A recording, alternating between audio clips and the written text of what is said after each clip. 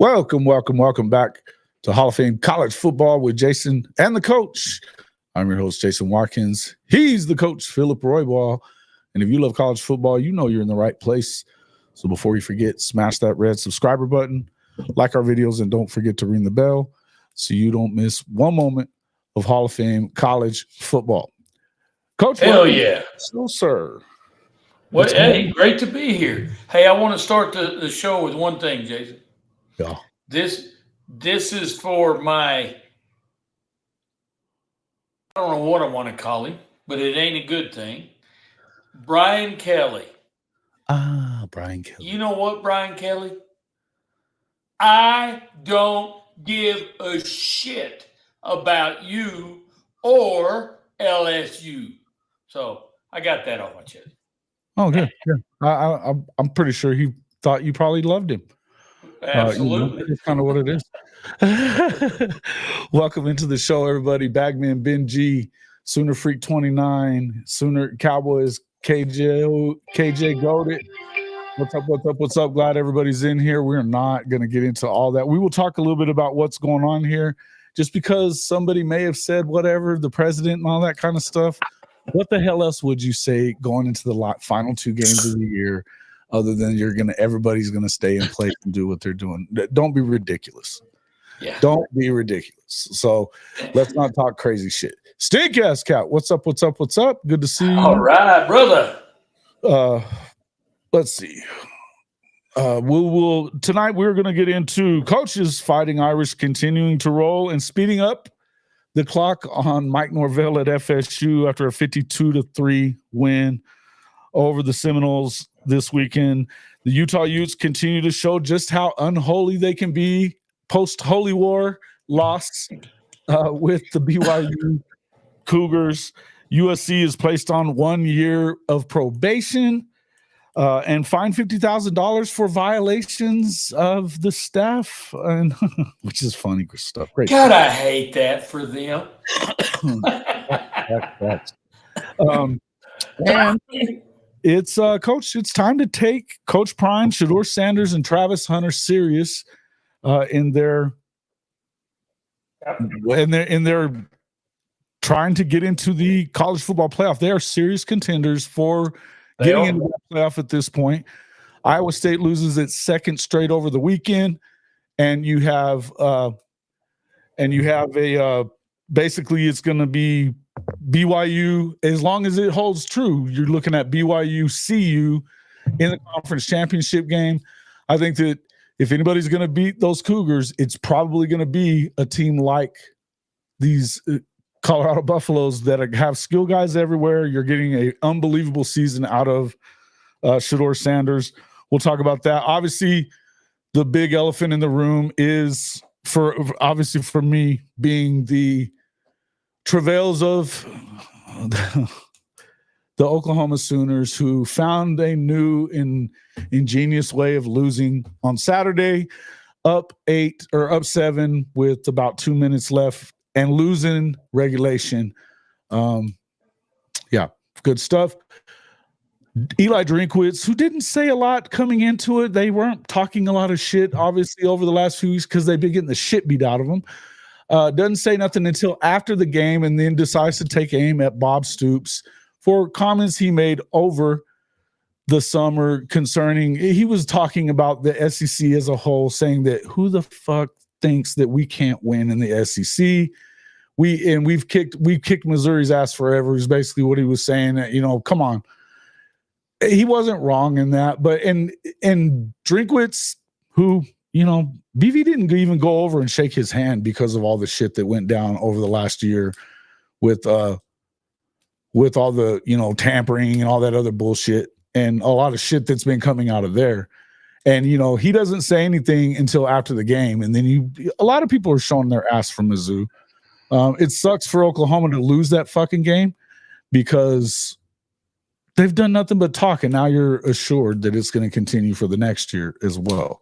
And of all teams, shitty ass Missouri. Amen, brother. Amen. Ugh, just ridiculous. Y'all should not have lost to them. Should not have. No, of course not. I mean, in the end, Let's just call it what it is. And I don't know what all this bullshit is that we're talking about as far as the President Heroes and all that stuff, wanting Oklahoma to be known in the SEC as gymnastics and softball youth. That's ridiculous, Bagman. That's not what they're saying. They know damn good and well how important it is to win at football in the SEC, and why in the hell are you there otherwise? Well, they went there. Right, exactly. And bottom line, for any other damn sport, I can promise you. No, I mean, the rest of them are pretty, they're all about the same. I guess baseball is a little better, than most everywhere else. So what? Right. It's not the money sport. You know what I mean? That's not the money sport. They don't make no money. They make no money. They cost money to run those sports. Yep. Period. So it is what it is. Still better than the Shane Beamer rumors. No, Benji, the Shane Beamer rumors. Okay, so let's go. We'll get into that in a second. But that's fucked up. If that's real, I will become Sooner Surge from here on out, where I am calling for the heads of everybody.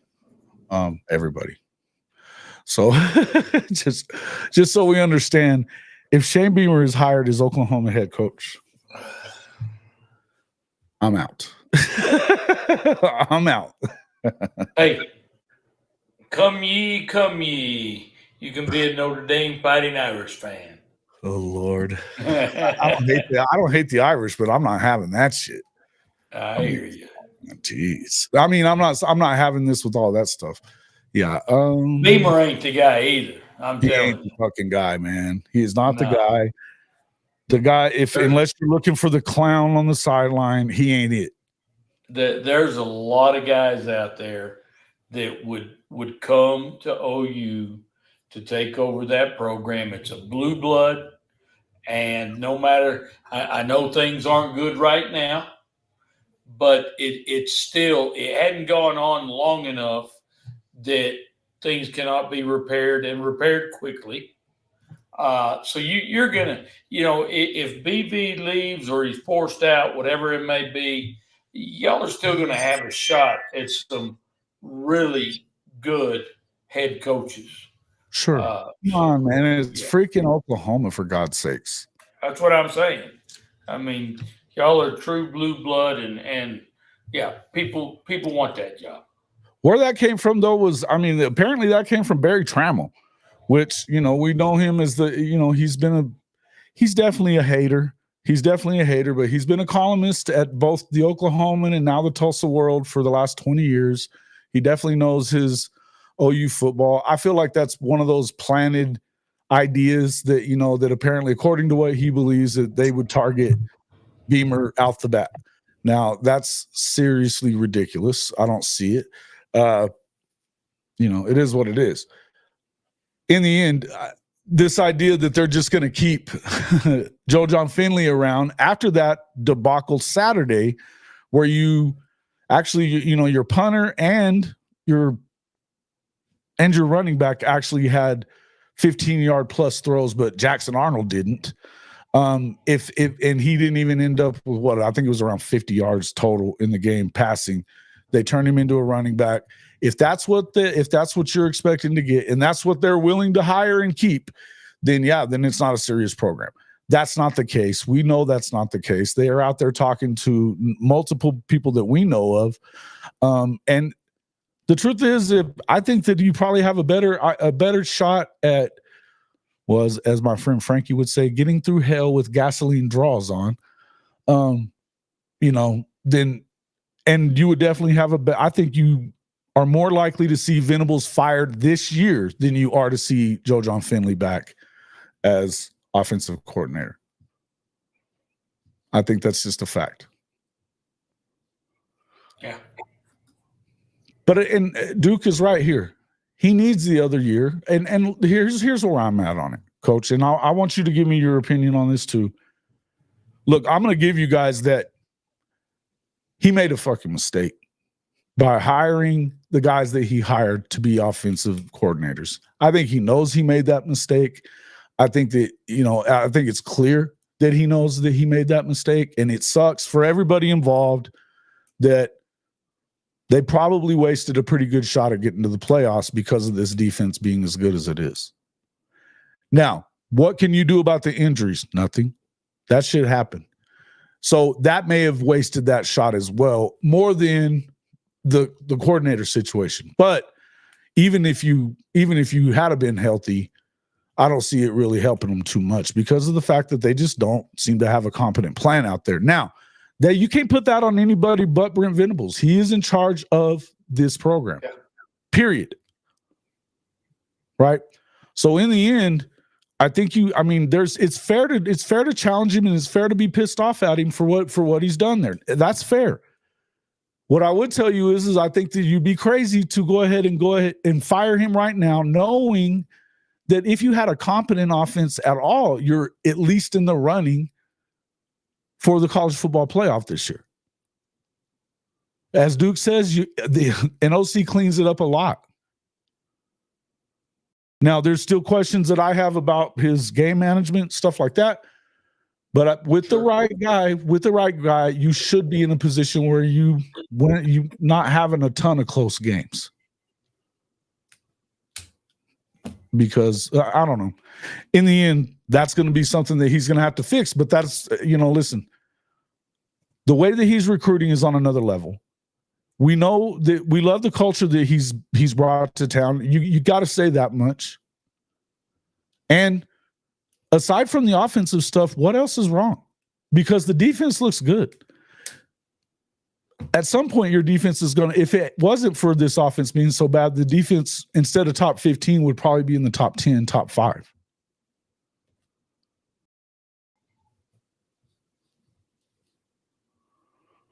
Couldn't agree less. Adjust. Whoa. Arnold is a walking fumble. Yeah. And Jason, I have to tell you, I think there's panic abound right now in the OU fan base. Guys, I know it's not what OU football is used to. Sure. But I don't think it's panic time yet. Like, guys, BV, I think you give him another year. You let him make that OC hire, which he needs to hire a damn good one. Now, does BV need to, and Jason, you and I were talking about this earlier, BV needs to know what we're doing defensively, which he obviously does, because that's where he's spending all his damn time. So, and BV, I love you, but I'm going to tell you right now, pull your head out of your ass, coach, and get over there to the offensive stuff if you're not doing it. If you're doing it, my apologies. But the word is you're not focusing on offense at all. But it's not, what I'm trying to say is it's not a dire straits. It's an easy fix, I think. And then if next year he gets an OC, they don't get it done, then you know what? Fire all them son of a bitches. Yeah, no doubt. And I think that's. But don't. You only get a certain amount of time. You only get a certain amount of time at a blue blood. The expectations are what they are, right? That's the way it is. Now this stuff, though, guys, the offense and injuries are the only thing that kept us from a playoff. Okay, fine. Yeah, you're not. That's what I basically just said. Is that? But you have to have a competent offense. So it's not like you can just blame it on the. If we're just blaming it, and I had this conversation with somebody else earlier. If we're just blaming it on injuries, then you're not paying enough attention, and you're giving him a pass on everything, and you can't do that either. What some of these guys are saying, while I may not agree with all of it, and Bagman, I'm not agreeing with a ton of what you got to say, but it doesn't mean I don't agree with any of it. It is what it is, but you can't, as far as Arnold transferring to Ole Miss, yeah, I could see that. That's one of the spots that you would have expected the most. He's going, or Ole Miss or wherever. Yeah, it'd be Ole Miss. Because of the fact that Florida is not going to be hiring a coach this. But what did Bagman say?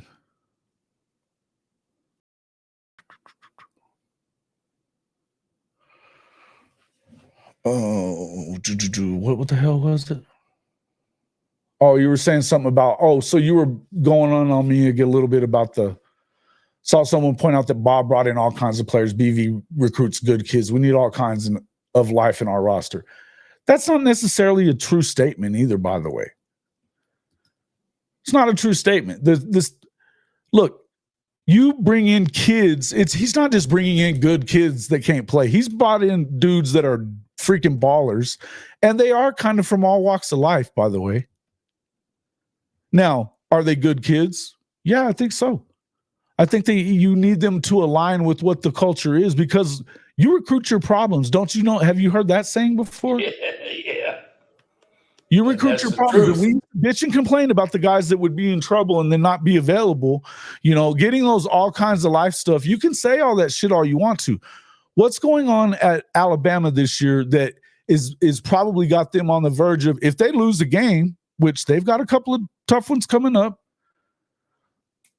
Well, they should get in now. But if they lose, they're out of the playoff. Why would that happen? Because they weren't quite as, what's the word I'm looking for here? Disciplined as everybody thought they were. We found out. They had a bit of a discipline problem, which may have been more of the reason why Saban left than we think. So there's some issues there. In the end, if you think that Oklahoma's that far off, are you paying attention to the rest of the league? Because I don't see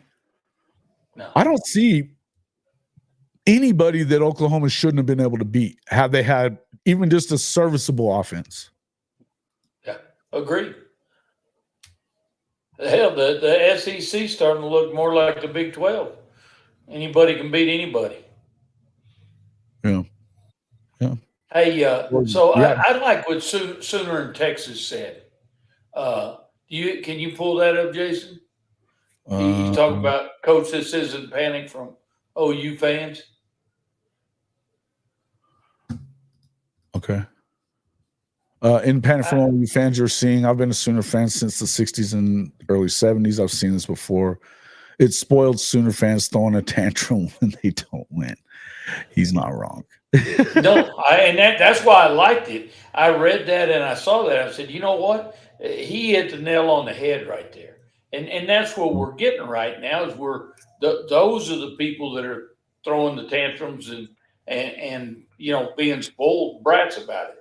But at the end of the day, OU football is not that far off. They're going to be okay.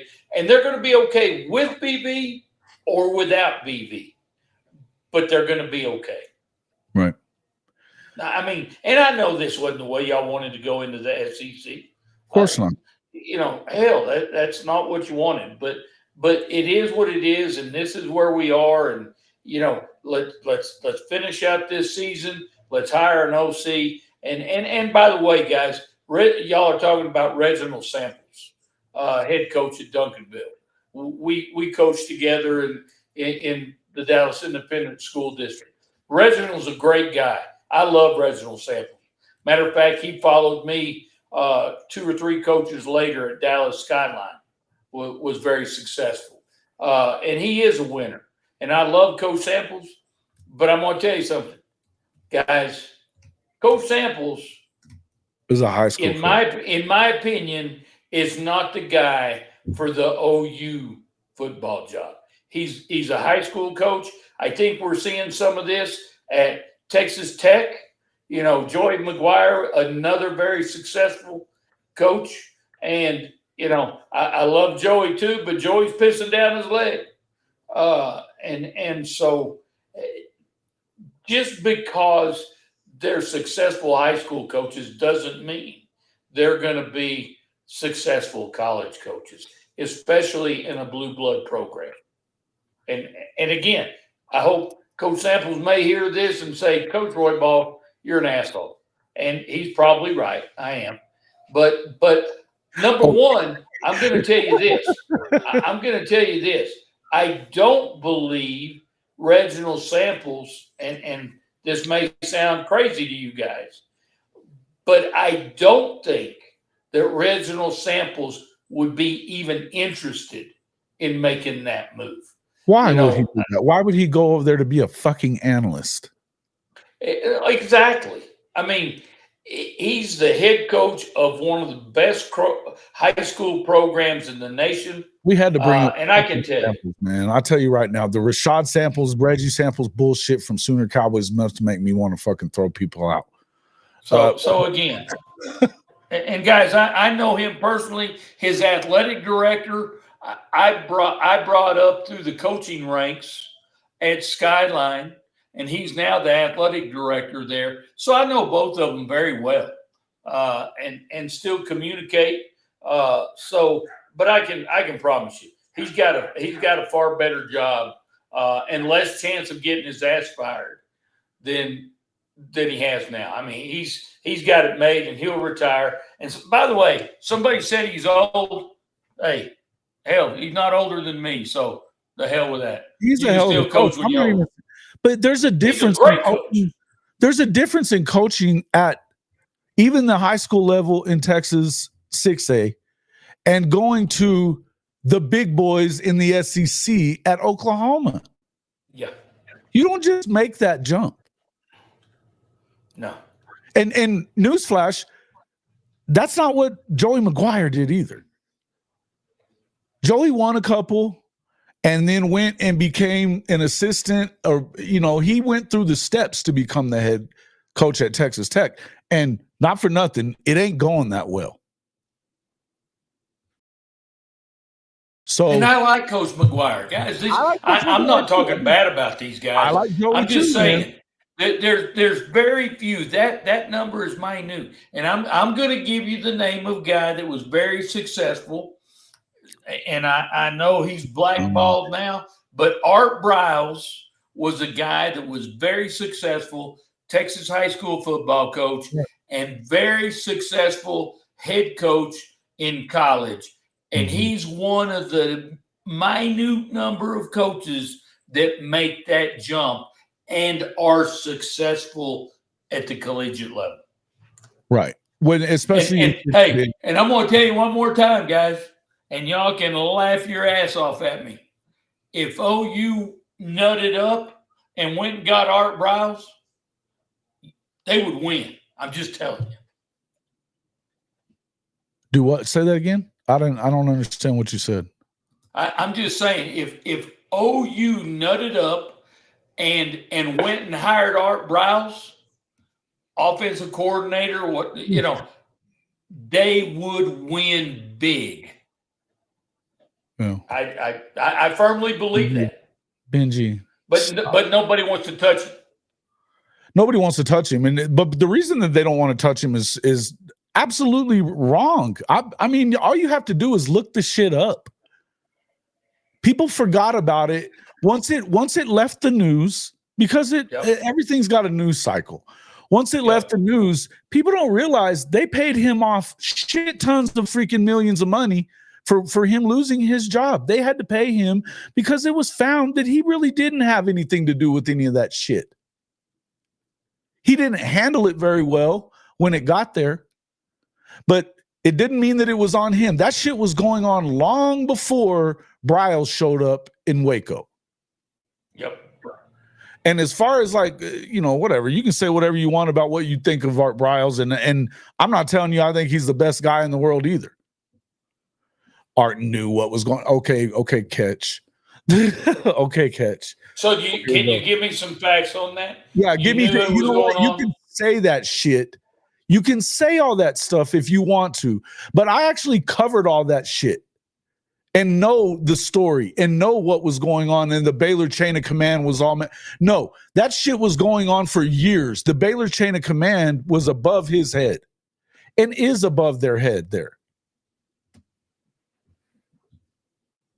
So when people make statements like that, they're just blowing it out their ass. I saw a statement earlier on here saying, I still don't think BV's the guy for the job. What the hell makes you an expert to say that shit? Give me what reasoning and facts do you have to make that statement? Right.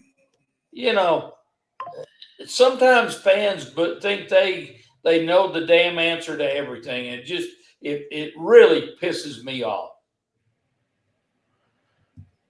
Benji, the woman that we're talking about, one of the instances that you're talking about, you need to go back and look at everything and how it all ended up. Because it's easy to sit here and say that you remember it and you remember this is exactly what happened and it was told to Coach Briles and it was told to Levy or it was told to Kendall and all that other shit. I'm telling you now, there's more to it than that. And there are people that have taken the side of Art Briles. And I'm not going to sit here and tell you that I think Art Briles is the nicest person in the world or that I would sit here and vouch for his character all day long. I'm not going to do it. What I'm not going to do, though, is tell you that he's responsible for these women getting raped on that campus by athletes, because that's not what the case was. They didn't cover up for that shit or help it be something that, where they were passing out women to them. That's the fucking dumbest thing I've ever heard. And if that was the case, it'd be one thing. But why do you think it is that Jeff Levy is now a head coach and was, they wouldn't touch him for a while either. And then all of a sudden him and Kendall, they're the only, now they still haven't messed with Briles. But why do you think it is that all that shit was going on? I'm not going to sit here and do the art apologist thing either. What I'm telling you is that would never happen. That would never happen. We know because it basically got Levy sent away. He got that job, but he was leaving last year either way. Yeah. And Jason, I do want to say something to Ben G. Ben G, let me tell you something. I hope you're talking to Jason when you're saying bro, because I ain't your motherfucking bro. So don't call me bro. Look, I'm not calling him a victim either. What I'm telling you is it's not everything that you think it is just all rolled into that it's all about Art Briles. And you're just pissy about him because he didn't go to fucking Texas instead of Baylor. Hey, all right. Somebody do something about this shit. I'm not doing, or I'll do it. Fucking, you can be gone for the night talking that shit.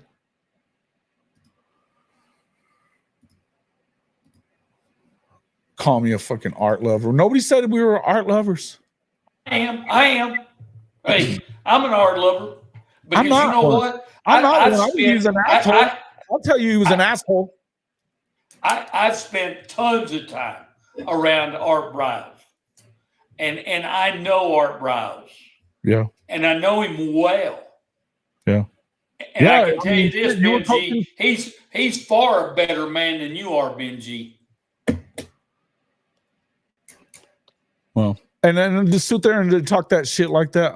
No. Hey, look, this wasn't even a conversation about that shit. That's not even what this was about. But we're just saying, I'm just telling you that if you're going to get into all that, we're not going to get into all that shit. But here's the thing. We're going to sit here and talk about that stuff about guys like Art Briles. And then you got a guy like Coach Venables who is so worried about his culture that in his locker room that we know what he would be. We know how he would have handled that. And we know what kind of players we're going to get there. Yeah, I've already covered that shit before. Hey, Bagman, by the way, you said, I said that, Coach, you're one of my favorite people on the show. There you go. But you also haven't seen Notre Dame win anything meaningful since 1980. We're not as patient. We're not as patient as you. I tell you what, Bagman, go back and look at how many ball games they've won, and that speaks for itself. Have we won a national championship? No. And you know what? I am patient because I am a true fan. And I hope you're a true fan. I don't know how patient you are, though. Well, I mean, here's the thing. Again, stepping on toes is my trade. But you know what? Guys, It doesn't make a damn what I think. Yeah.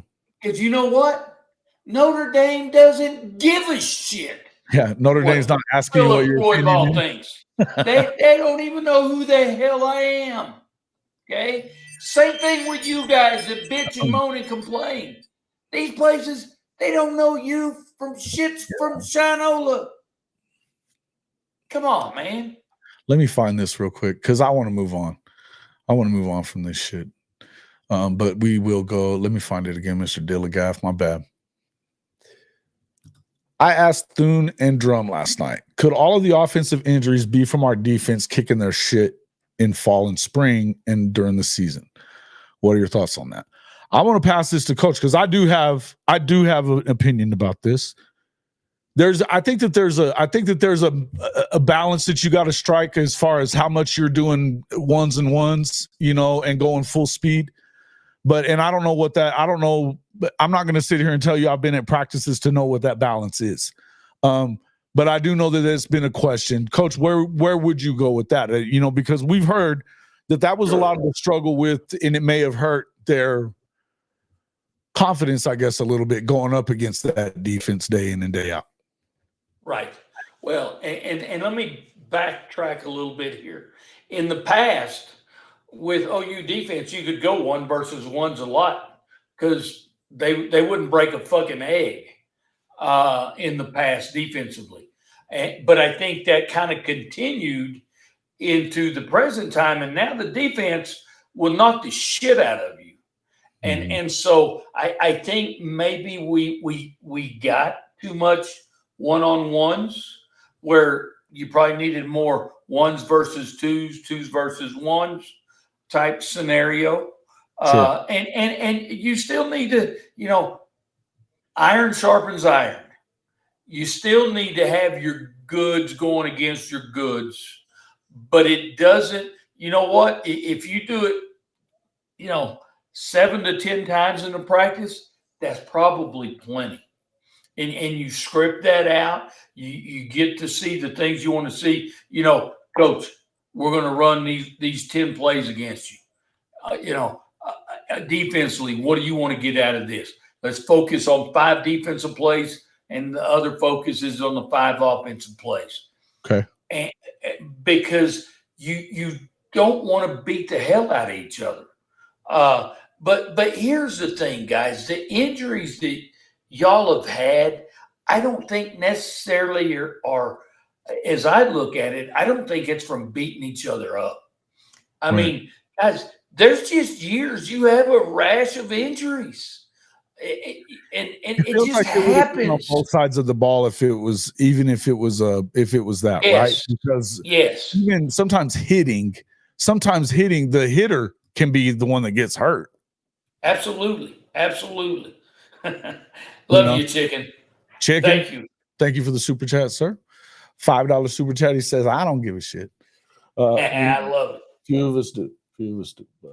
But no, I truly don't think that's been the reason. Guys, again, Notre Dame, guys, we have had, I can't even begin to tell you how many injuries that we've had. And I'm talking about losing starters for the season. We're on our 3rd string defensive end. We lost our starting, our All-American corner. The list goes on.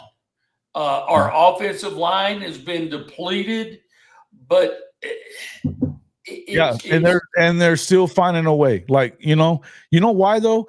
And here's the difference: that you got Mike Denbrock there as your offensive coordinator, who just had a Heisman Trophy winner last year at LSU, and is one of those guys that knows his shit. Now, it took a little while for Riley Leonard to find his feet why they lost it to NIU or among reasons. But I think that it took him a minute to kind of find his footing in that offense and figure it out. But once he did, then and once Denbrock figured out how to unlock him, it's been really good. They've been really good. I agree. But yeah, I don't think the injuries. Going back to that, it's just one of those things that happens. Part of football. Some years are good, and that's where we talk about. And I know people get sick of us talking about this, but you got to have your depth has got to be competitive. Well, I think that there's plenty of that on real. I should say, I think there's plenty of depth. I think that when you have that many of one position group, though, like the receivers, 6 of that. Oh, when they're all freshmen, it's one thing for a freshman to come in and mix in with a bunch of upperclassmen, and he does great because you don't really have to have him be the guy. But when you have a bunch of freshmen that all of them have to step up for you to do a good job, that's tough. And again, I would tell you that I think a lot of it has to do, it was an incompetent group as far as what these, who was calling the plays, the development of the quarterbacks. And I'm not sure that Jackson Arnold was, I know he's not mentally tough enough to be the quarterback at Oklahoma. We see it. But that may not be his fault either. It may not be his fault either. You get what you get. You get what you get. And who was your quarterback coach? I don't even. All of them really have injuries. Sooner Freak, why do you guys say stuff like that? Because that, to me, how are we just going to automatically assume that shit? Because what reason do you have to believe that, really? Just because you heard some clown on freaking Twitter say it or somebody on the message board? I mean, come on, man. Because I don't think that that's the right thing to say either. The guys have been back out on the field and gotten hurt again.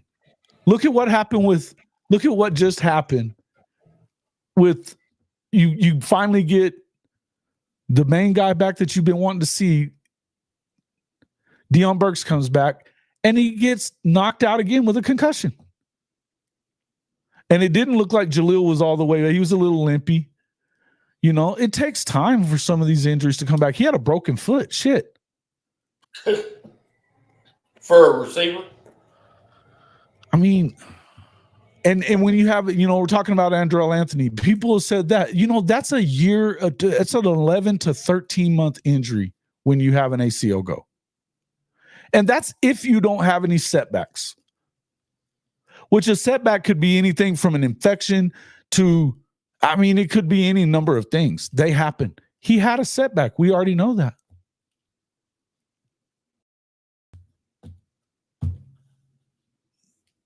It's not that he's, we know that he had a setback because BV said he had to go back in and have a cleanup surgery. So that means we're just now at 13 months. So are we going to sit here and tell me that you're going to sit here and tell me that he's just, dogging it and doesn't want to play?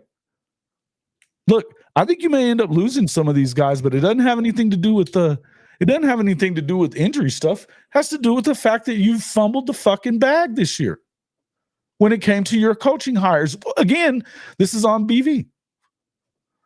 Latrell's at the root of the problems, but who's at the root of that problem? Duke. That's a Venables thing.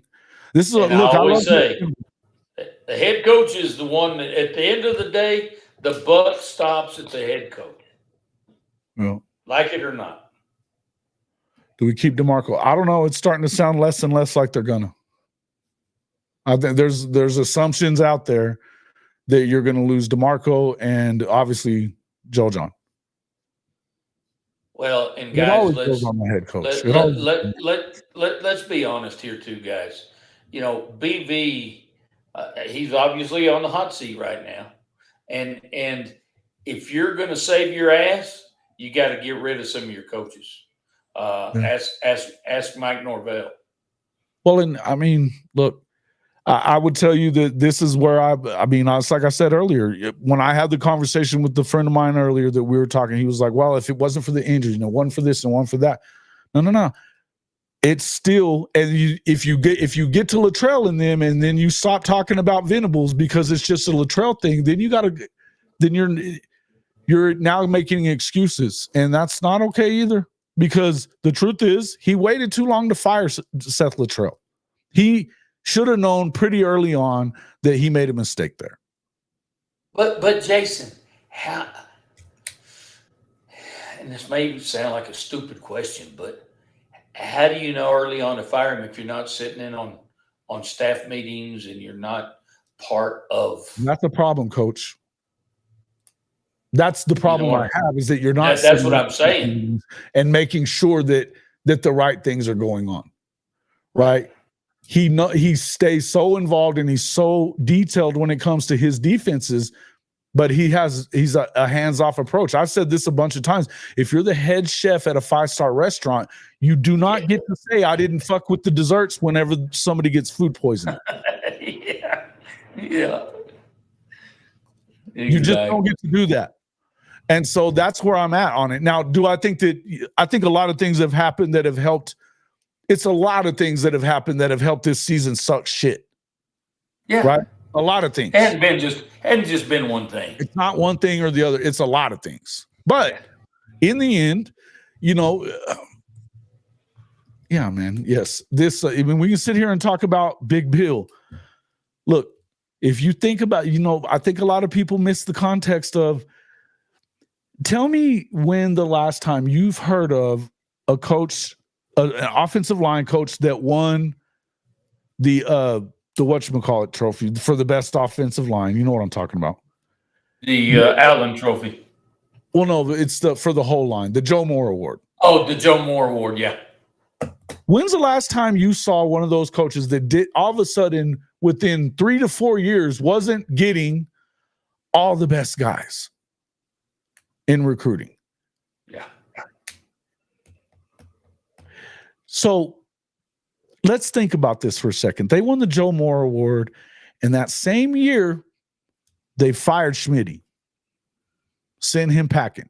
He goes to Texas A&M, and they bring in who else but the yoga instructor, Benny Wiley. And they stop getting stronger. They get smaller, like, Michael Tarquin did at USC last year. And all of a sudden, the last 2 cycles that Riley was in town, they got a total of 5 offensive linemen, none of whom were very good. There's a reason why they've had to use the portal. And no, I don't think he did a very good job in the portal. And you know why I don't think that he did a very good job in the portal? I don't think you can do a very good job in the portal if that's what you're trying to go get starters.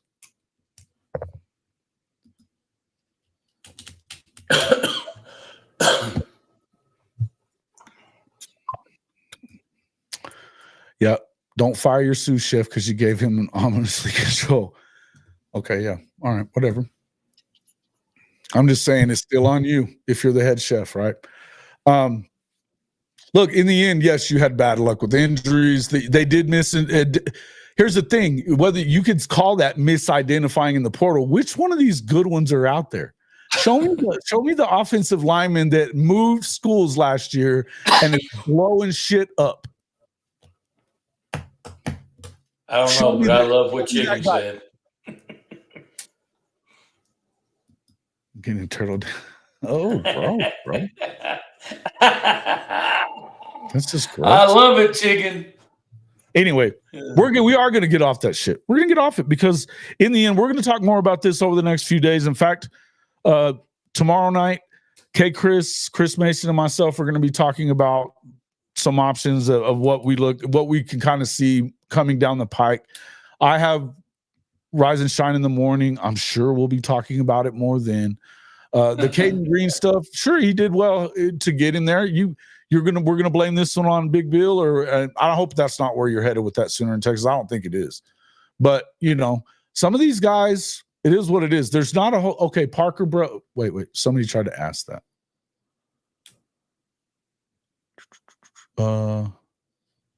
Wait. Yes, most of them are in the portal because they're not good enough to play. Yeah, you have to develop the high school kids if you're going to really have a good offensive line. I think both lines, that's the case, right? Yeah. Parker, Brailsford, Washington to Bama. Okay, one guy. You got one guy for me there, Stephen G? Well, you needed more than that. Either way, you needed more than that at Oklahoma because they only got 5 in those last 2 years. Now, you can say that's all on Big Bill, or you might think about what it was, the actual truth of things, and being that Riley was mismanaging the program all the way around. You know? Okay, he's the only great portal lineman of the. Oh, okay, yeah, I get it. So, and like even what's the one kid that went to Tennessee, left tackle? He wasn't playing at LSU, by the way. He was behind a really good left tackle there, but he hasn't done shit there this year. He's been injured all the time, and he hasn't shown to be that guy yet. Some guys just don't work out. The portal guys, the portal, you don't see many of the starting O-line, D-line players hit the portal. You're going to get a lot of backups. They get all the money they're going to get right where they are if they're good. Exactly. You're going to get a lot of the backups that think they should be starting, but they're not. They come to your place or our place, and they find out, well, hell, I ain't starting here either, because they're not as good as they think they are. So we see that a lot with O-line and D-line. Facts. More O-line than D-line. More O-line, I think. And then like the D-line guys, look, how many of those guys have you seen move around? Not a bunch. Dominic, listen, when Dominic left, he left because it was a bad situation at TCU, and he knew he was coming into you thought he were coming into a better situation here, which I still say he is as far as the coaching is concerned. And, this is going to bring him back next year. So that's actually, you know what? One of the silver linings of having this season means that you're probably these guys that don't have to go to the league, probably don't. And if it's a starter getting out of a bad situation, there's sometimes, but not usually offensive linemen, man. No. Not usually offensive linemen. I think that Williams probably comes back. But look at Bear Alexander. There's all the talent in the world there, but he hasn't done good enough to where he could be the starter in front of the guys that they had there. And what does he do? He jumps ship. That this is one of those guys that you got to question what's going on and who the hell is advising this guy, because they're not giving him good advice. And that sucks for Bear. That sucks for Bear. But you can't. And listen, you're grown. You got to make your decisions. That's the decision that he came up with. Here, Sooner Legend, when we have Autry Dan, EPL, Eugene Brooks, UK Dan, maybe we need at best 2 offensive linemen in the port. I don't even know that you need those guys, because guess what? You also got the guys, Logan Howland, that we were just talking, or that you just saw somebody talking about, saying they love what he's doing in here this year. I agree, right? Howland has shown a lot of improvement. You've also got, I think EPL is going to be huge. Don't forget that you've got Darius Afalava coming in this group, and you've got the two big time tackles as well. Obviously, Fasusi being one of them. Hopefully, he ends up not flipping. It doesn't look like he's flipping. Hey, man, we love you too, man. Appreciate it, Charles. I think that with Afalava, you've got Fasusi and then Foje. Shit. Who gave you a timeout? I didn't give you a timeout. The only timeout I gave was to Ben G, and he asked for it. So, and he got a 24-hour one. So he gone. He won't be back tonight. Yeah, I think that they're good to go. I don't listen. If you get there's a guy that for whatever reason is that guy, and he's an SEC guy already, not so much of a project. There's things that do happen. Coaches leave, shit like that. It happens, right? Yep. I think that in the end, sometimes that's going to happen. But if you can get that guy, then good, go get him. But if you're doing this all the time, then it's a problem. Chicken did it. Chicken. You got to quit wielding that power, man. Chicken, you the man, brother. You the man. Can we have a David Stone package for 4th and 1 plays to get a first down? Why not? I think they could do a lot of things. I think when you get the right guy in here on the offensive side of the ball, you'll see some of this stuff. The fact that they're not even running backs out of the backfield and hitting them on little shots out of the backfield like everybody else in the country does tells you something's up. When you've got a fucking tight end running jet sweeps and tunnel screens instead of your fast guys, it tells you something else is going on, right? It is what it is. Also, I like those jet sweeps, man. Sexton and Taylor. Sexton and Taylor coming back as well. You've got Heath Ozaitis looked really good this year. Howland's been looking good the last few weeks. Look, I mean, and here's the thing. The more that you get these guys, let them – I mean, right now, I don't know why we're not playing more young guys because I would tell you that this is the time to do it. You're not probably going to make the bowl games anyway. Go ahead and let them make their mistakes now because you're going to go through it. The more reps you get, live reps, is the better, right? Yeah. Okay, sure. If a 2 deep from Bama or UGA hits the portal, we need to throw a bag at them. Well, no shit. But how often does this happen? I mean, we're talking about this like this is a regular occurrence. I mean, it's just not. I mean, and that's the whole thing. I love how we talk about these things. Yeah, fucking jet sweeps. Yeah, I'm with you, man. And especially the tight end. Fuck. Had me wound the hell up the other night. I was like, why in the fuck are they getting the slow guy to do the fast guy shit? To get on the perimeter. Hell, just run a guard around or something. You'd probably be better off. Fuck, why not? You know what I mean? Go ahead and just hand it to him. So, well, and this is where we talk about. Yeah. Well, I don't understand when we play the young guys on defense, but not on offense. No, this is what I'm talking about. This is another BV thing. This is where you walk across the hallway if you're Brent Venables and say, you know what? I play the best fucking player. You do the same thing. That's it. Done. You know what I mean? Could we get a new medical and recovery staff besides? I want that and more than portal players besides quarterback. I'm not going there. I don't know anything. I don't know enough about it. And I'm not going to sit here and act like I do know enough about it. And I don't think any of us know enough about it. You hear stupid shit. And look, as far as what Bagman was talking about, what Damian Mackey had to say earlier, and I love D-Mac. and I think that D-Mac knows a lot of shit because he played at Oklahoma. He's an inside guy. He's a national champion. I love their show. Him and Barry do a fucking great job. You realize that some of the stuff he says is just an opinion, not gospel truth, though, right? Right. So when he says stuff like the medical thing, or it could be this, or you have to play in this gray area, this is an opinion. It's not the God honest truth. This is what he thinks. And listen, I don't hate on him for any of it. Yeah, he's earned the right to say what he wants to say there. Sure. That doesn't mean, though, that he's always right. That you got to play in this gray area of whatever. The fact of the matter is that that's what you wanted to do. You got the wrong coach. You should have went and got Urban Meyer then.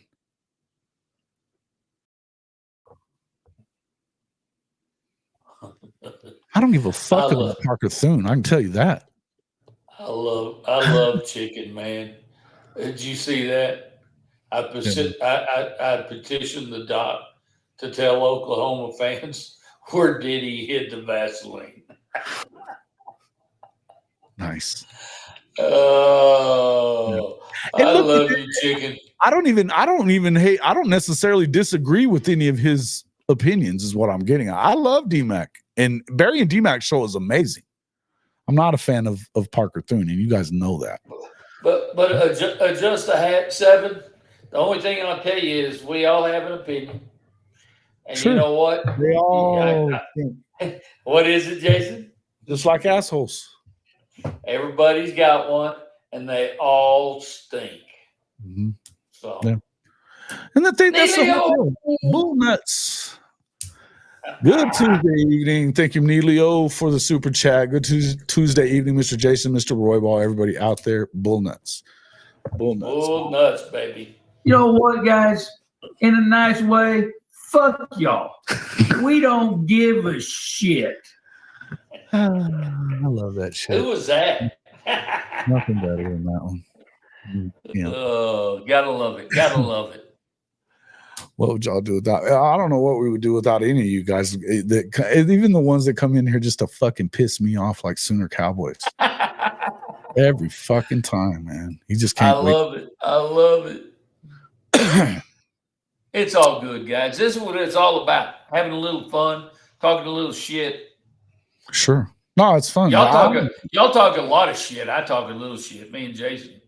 Y'all talk a lot of shit. Love you guys. So okay. Hey, Coach, hit the like button, though. Hit the like button. Yeah, where are we at on that? How many likes we got? We've had 300 people in here so far. We have 18 likes. Come on now. Come on now. 18. We got 50 Jeez. people in here right now. 50 people in here right now. Only 18 of you folks have hit the like. Come on, guys. Come on. Help us out. Don't be let's go. freeloader. Let's go dead silent until we get 25 likes.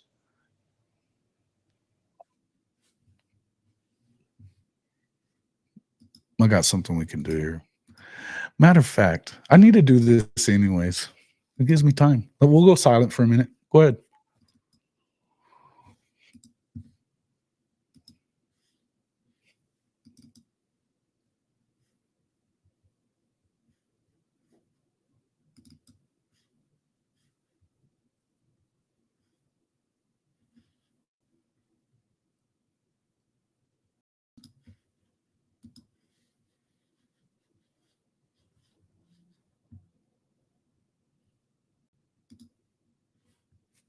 Have we gone up any, Jace? Yeah, we missed it. We're at 29 now. We're already there. What a boy. Coach just figured it the hell out. You just gotta give them a little time to go over and click. All right, so now we're at 31. I'm gonna do this one, and by the time I'm gonna do this stream because we're still not there where we should be, right? So I'm gonna do this quick. We're gonna give a shout out to our boys at the Daily Wire and you should watch this movie if you have not already seen it. It's great stuff. Wait, where is it? Oh, well, never mind. Never mind. I was gonna do it. I guess I'm not. Never mind. Okay, we'll move on. All right, what else we got? It's been a minute since Notre Dame. Natty, since my Tigers are going to do it, the Irish is my team, Coach. Since they're not going to do it, the Irish is your team? Okay, I'm surprised with that. It's not often. Yeah. I like to say my journalism class is back up to 95. Nice. Well done. Well done. Right, Stephen G. Look at Chicken. Chicken. You know what, guys? Thank you, brother. In a nice way, fuck y'all. We don't give a shit. But we do give a shit because Chicken is the man. Appreciate you, Chicken. You're the man. Who is the starting quarterback versus Alabama? We'll get it, guys. Let me get into some of this stuff tomorrow when we're talking about that. There's a lot of stuff to talk about in college football that doesn't include Oklahoma. Coach is here. Let's talk about your Irish, man. And somebody just brought it up too. And I'll do that one real quick just so we can. The brand has finally returned. Fuck your brand. We love Onikunu and shout out to Onikunu. Hey, there's three teams I want to briefly touch on. There's one of them. Okay. All right. Yeah. Oklahoma State mediocre Mike. Hey, great job, mediocre Mike in Oklahoma State for controlling the Big 12. You are the big dogs. But unfortunately, you're at the bottom of the damn heap. You suck. You really suck. They really do. They really, really do. And to my dear friend, at USC, you know, I really hate that y'all got fined and you're getting in a little bit of trouble, and that y'all are sucking ass. But I just wanted to point those three teams out. Oh, good God. Stink ass cat. Oh, wow. Look at that shit, boys and girls. Good. We got people in here being all kinds of being all lovable and stuff tonight to us. Thank you, Stink. You are the man. We now are up to 33 likes. Appreciate that. Continue to roll up them likes, man. We appreciate that. Guys, you're the man. All right. You know who made the right OC hire? Marcus Freeman. He did. He did indeed. And again, we got to talk about that a little bit, but real quick, just to take a look at this. This is how good Oklahoma State is. You know, they had 20 of 22 starters coming back from last year when they went to the Big 12 championship game. And, you know, they're 3-7, 0-7 in conference, following a loss to a pretty shitty TCU team last week. I love it. Stink ass cat, you are the man. Thank you for the super chat. You're the guy. Appreciate it. Chicken, same with you. All you guys, no matter how much you give us, we appreciate that. We appreciate it. Just hitting the like button is good. You know what I mean? Absolutely. We appreciate it no matter what. So thank you guys for hitting the like button is good, but damn, 100 sure is good too. 100s are pretty good too. Yeah. And so is 50. Nobody's topped that donation that night. No. And then you've also got the biggest order. You've also got the biggest order in the merch store history as well. So we appreciate you. You're the man. All right. Absolutely. Speaking of OK State and you suck. Jason's latest column is straight fire. Sorry if I'm gonna brag on it if he won't brag himself. Hey, thank you. I will brag on it a little bit. It wasn't bad. I appreciate that. HOFmedia.us. You hit that blog button, you'll get all the latest stuff that we've been doing. That I've been doing and I've been writing, and I'm writing another one this week coming up. But the last two really have gotten a lot of good response, man. I appreciate it. And but I love writing. And so what I really want to do though is I'd like to add another one to it, and I'd like to have a mailbag. A lot of these questions that you guys are asking, because we don't always have time to get to them. Yeah. And maybe sometimes it may not be about the topic that we're going into. We can only be on the show for so long, and we go long a lot. But I mean, it would be better if it went in mailbag form. So I like that. If you guys want to hit the mailbag and I'll do a mailbag, we can read them on Tuesday nights or whenever, but then I'll also do a column on it, and we'll kind of go through that stuff. I know that Coach Ricks has had a lot of fun with his. So here's my email. It's jw@hofmedia.us. And if you hit the mailbag at that, they just put mailbag in the subject line and ask your question there. I'll be sure to answer it. I'll be sure to answer it for you both on the show, and we'll do that as a column stuff too. I really enjoy doing that stuff, and it allows you to kind of get more into what you think about certain things, because you get time to read it and think about it and stuff like that. When we're just firing from the hip here, you know what I mean? Yeah, tell Coach I'm wearing his t-shirt. He don't give a shit either. Hell yeah. Yeah. I love it, Charles. Good job, man. Tell you what, as a matter of fact, though, let's do a giveaway. How should we do a giveaway? A couple of shirts. Let's see. I have a couple of shirts that I was ready to give away. I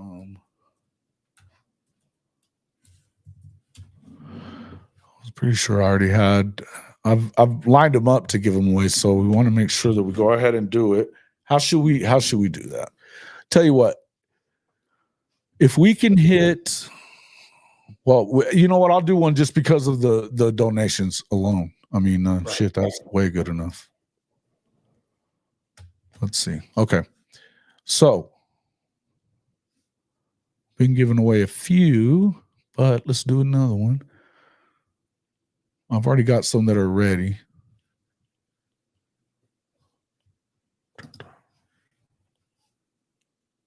promotions. Here we go. All right. So I've got one black, all black, like the one I'm wearing right now, except for it's the all black, the horns down cap. I've got one of those, and I've got It Always Meant More at Oklahoma t-shirt and a hat. I'm not positive about those hats yet. Bishop Frank has one going to him. I want to make sure that it comes out right with the stitching because I gotten one that didn't. So until that, I don't want to give that away yet. I know the black stitch horns down trucker cap is good, and I know the t-shirt looks good. So we'll give away one of each. Coach, go through and randomly pick somebody out of there that we want to give one of those to. Oh, geez. Well, I think maybe, you got T Boomer that's saying he hadn't received his shirt yet. You haven't gotten it? Who hasn't gotten it? T Boomer didn't either? Yeah. He said 1 month of membership. I haven't received the shirt yet. Hold on a minute. Let me go back through. Did you go through and grab the order part, guys? Shit. Let me see what we got. Products, orders. Let's go. Orders. So Bishop Frank, your second one is shipped. I've got one that delivered to Jordan Fry on October 28th. That's the other latest one. So let me see. It's not showing you guys on here yet. Huh. Just a minute.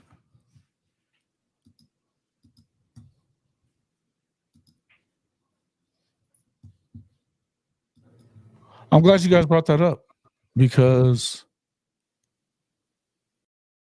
well, no, that would have been one that went to Jordan Fry. Isn't that one of you guys? Hold on.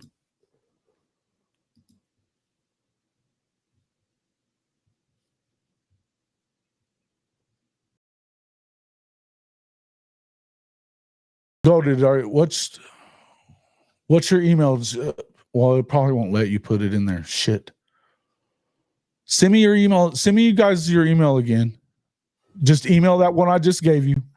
And that way I can make sure what's going on because you should have those already. And because it took it out of my account for them.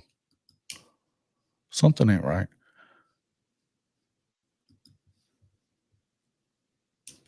The last ones, other than the ones that are going to Bishop Frank, one's been shipped to Bishop Frank, one's been delivered to Bishop Frank. The one to Jordan Fry, it was the red horns down. That was on the 28th, and then you had one on the 25th. Then you had one to Ricky Harvey on the 22nd. So, but I gave away t-shirts, so yeah, that ain't it. They're definitely not.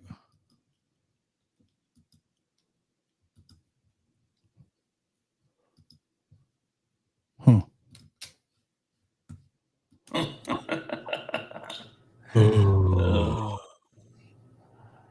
Let's see. Rhyme and lemon. All right. Coach, talk to him for a second so I can figure out what the hell is going on here. Well, you got having problems there. Rhyme and lemon just said, I walked in on Coach and Jason staring slack-jawed at something. We trying to catch flies. We're chasing W's, Rhyme and lemon. Chasing W's. Oh. Let's see. Anyone with the link? Okay, so the one that I gave away was I guess only one of them was redeemed. Okay, so only one of them was redeemed. All right. I'll go back and look at my other email real quick, and I'll do it here after the show, but I'm glad you guys brought that up, and I'll make sure. But the one was redeemed. I don't know where it is, though. It may be, I don't know what's up with that. I'll take a look.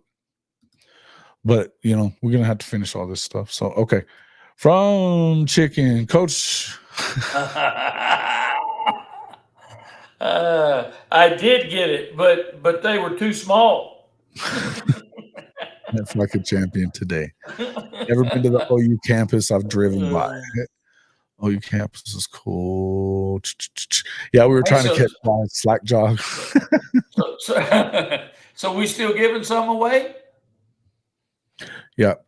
Hey, Chicken, I tried to get a hold of you last week to ask you about which one you wanted. So don't be getting all huffy. We got to give one. We're going to give away a t-shirt. We will give away, let's see. Damn it. Products. You know what I'm going to do, Jason? I'm going to go over here to the conversation, the chat, and I'm just going to scroll up really fast and stop on a name. So could be anybody. Y'all ready? Here I go. I'm just going to scroll up really quickly, and guess what I stopped on? I stopped on Mars Jams. Yeah. Mars Jams, there's one. All right, so Mars Jams, you have shoot me. You'll have two options now. You can either get the it always meant more at Oklahoma. It's the shape of the state of Oklahoma. I'll even pull that up there real quick. I don't know why I'm not doing that anyways. Oh. Here, let me go to that. Neelio, what do OSU fans do on Halloween? They pump tin. That was so. And did you see those ridiculous those uniforms they were wearing? They were shit. Absolute shit. Ugliest things I've ever seen. So you've got that one, guys. That's it. Always meant more at Oklahoma. You know, kind of a play on what we talk about with, obviously the SEC mantra is it just means more. So it always meant more at OU. Or you can get, let me go back. The other one that we have giving away would be this one. The Hall of Fame with the OU in there. Since I'm like it. And Hall of Fame logo. So you can get either one that you like, up to you. Let me know. And then, but just do that by sending an email with your email address so that I can send you the link. And then you just have to go and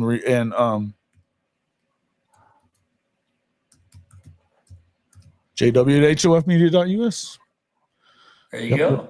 Yep. Love it. Love you too, man. Appreciate it. All right. You should give away a Coach Saying I Don't Give a Shit t-shirt. Okay, we can do that. That's the next one. Next one we're giving away. I Don't Give a Shit special from the coach. Let me go through it. I'll find that one so everybody can see it again. I love that shirt too, by the way. It's great. It's great. It's great.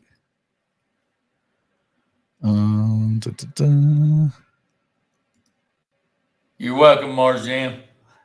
Tell my little finger it was the one doing the work. All right. There it is. Coach in all his glory. I don't give a shit. Mm-hmm. Mrs. Lemon doesn't think it's a real t-shirt. Well, bring her in the room. You show her. And actually, Stink Ass Cat ordered some and had us sign them for him and send them to him. So he's got those as well. So we know it's real. It's definitely. I mean, we signed them and anything. So that's the one I'll get. Coach. Absolutely. All right. So Shawty thinks. Where's Shawty at? Shawty in here? What's up there, Shawty? Where you been, man? You want to hop on, Shawty? You're welcome to come in for a minute if you want. All right, Coach. Go on, Shawty. Got to pick another one? Yep. Okay. Let me get my finger rolling here. One. Okay. Well, we stopped on KJ Goated. KJ Goated. We already gave him one. Hold on. Didn't you win one already? Yeah, he's one of the guys that hadn't got it yet. Okay. So let me go back and do it again. Okay. All right, Mr. Dilligaff. Dilligaff. That's cool. Mr. That's cool. Dilligaff. All right, Dilligaff, same thing. So make sure that you send me your email. Just send me an email saying that you are the winner of the coach's shirt, because I don't know what your real name is. And so send me that to jw@hofmedia.us. And yeah, so there you go. Make sure you never won one. That's why. Well, why did you say you didn't get it yet? Okay, well, we'll give you. All right, I'll give you one then too, because he got it. We're going to give them both away then. Okay. I don't understand what you were saying. I was confused too. You got me confused. All right, we'll give you one then. Cool. Then you do the same. Send me your email to that email address, jw@hofmedia.us. And How many likes we got? How many likes? How many likes do we got? We have 35 likes. 35 likes. 35. Come on, 40 people in here right guys. now. We got 35 likes, so that's pretty good. That's not bad. I like it. Email just to say you won, Sooner Freak. You're not either. Don't do that, guys. Now, see why you got to make it to where now I'm worried about how to do this. You guys are dogs, man. That's messed up. Damn. Shit. You can't do good things for somebody bitching. Oh, okay. You're good, guys. No problem. All right. No, we'll send you one anyway. Go ahead and do that. Send it to me either way. I'll send you one. Do you want the coach one, or do you want one of those other two? Because I already have those other two ready to give away. So, any Mizzou Magic shirt? I do not. I do have one that says mid. Hey, I've got one I'll send you, Rob. Yeah, I've got one that says mid, Rob. I have two Mizzou shirts. I will, because you've been such a good sport, I will send you a regular one without the OU of the HOF logos. I'll do that because you guys have been good sports. I appreciate that. All right. And I appreciate it. Ramen lemon. Gross, dude. You and like Stephen G can get a hold of me anytime and know how to, and same with you, Chicken, by the way. You guys know how to get a hold of me as is. And you know, you can let me know what you want and I'll send it to you. You already know that shit. So all right. Get her done. Anybody besides Shawty Small remember Rascal condoms given out in Savannah, Georgia? I do not. Is Shawty gonna come on? That Sooners hat behind me, I got that in Norman. And it's already being worn and sweated in. You don't want that one. That one's all funky. But I got it at where did I get it?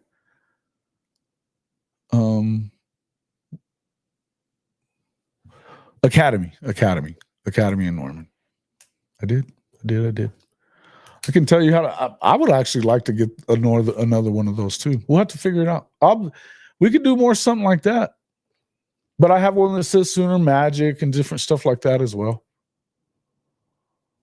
Teaching OF model CFB series. Ryman. You guys, what? An OnlyFans model? College football? No, I'm not. I don't have a girlfriend or nothing. I guess I could. But you know what, dude? Then I wouldn't. Yeah, never mind. Yeah, okay. Legal age, of course. Yeah. Never been to Norman? You've never been to Norman? You said didn't you say you drove by the state, okay. Only you and I still have that shirt. What are you talking about? Oh, yeah. All right, let's move on. Coach, let's talk about Notre Dame. Let's talk about Notre Dame. I mean, obviously, we know FSU sucks, man. This is we were talking a lot about the portal. These are the pitfalls of really just going straight portal. Because you don't know what you're getting. No. And you know what, guys, they had a pretty good group of returning players too. But I'm telling you, I don't know what the hell's happened there.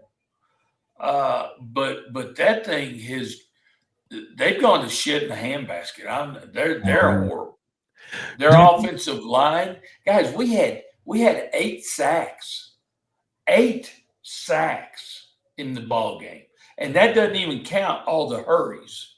They're atrocious. I mean, I don't know what other way to say it. Yeah, they were bad. And they've even gone now. I think they're at their 3rd quarterback at this point. DJU got hurt pretty early on. They weren't playing well when he was there, but I think he was hurt pretty much from the start. But that defense was supposed to be so good.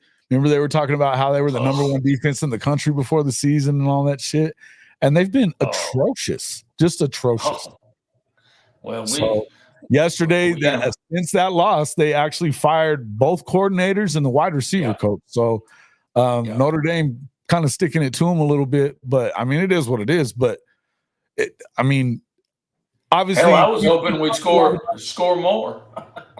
Well, we talked a lot about the schedule that it was a light schedule for OU or for Notre Dame, but look, when you go out there and do what you're supposed to do, then it works out. And winning that game at College Station, nobody else has done it this year. Nobody else has done it. Yeah, that was a big ball game for us. But then week 2, we turn around, we lay an egg. But thank God it was in week 2. If it was right now, it'd be a lot different. It'd put us out of the playoff talk. At this point, we're still in the playoff talk. We've reeled off seven straight wins, and pretty convincingly. By the way, I mean we've been, and again, we're not playing a great schedule, but I'm going to tell you, and again, I may be listening because I hadn't paid attention to it. I may be listening to the narrative of others, but I think that we've beaten several top 25 teams at the time that they were in the top 25. Obviously, Louisville and A&M are both still top 25 for sure. Louisville and A&M, though. Yeah. So that's 2 good ones. Shit out of Clemson a couple of weeks ago, right? Yeah. And I tell you what, I think we're peaking at the right time, Jason. I really do. And you and I talked about it a little bit earlier, but it took a little bit to get Riley Leonard into the fold since he missed the whole spring football gig. It took a little while for him to get into the fold, and like you said, we kind of know what he does now. I'm telling you what, guys, he's the leading rusher on the football team. He will eat your ass up running the football, and we have a good backfield. He's spreading the ball out every week. He's been throwing. Bag man, you're so full of shit. You know what? I would love to play. I would love. And you know what? Speaking of that, if we do get in the playoff, I hope they do pair us with an Indiana, with a Penn State. I would love to do that because you know what? We'll beat their ass. I'm just telling you. And you know what? A lot of people are in love with what Indiana's doing, and it's kind of spilled over into go and get their coach to be the head coach at Oklahoma. I think Bagman might be among that crowd right now. Maybe he is, maybe he isn't, but I think he is. But I got to tell you, they haven't played anybody yet, and I think it's this week that they play Ohio State. Now, if they beat Ohio State, then we can talk about it's this weekend it's the 23rd that they play Ohio State. Right now they're number 5. They beat I love it.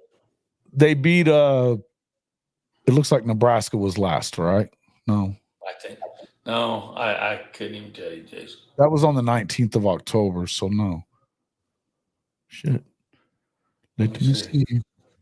No, they've been, look, man, they just beat up on Washington. They beat them 31-17. That's not huge. They beat Michigan State 47-10. They beat up Nebraska 56-7. The best team they've played is, I'm still looking. Nobody. The best team they've played is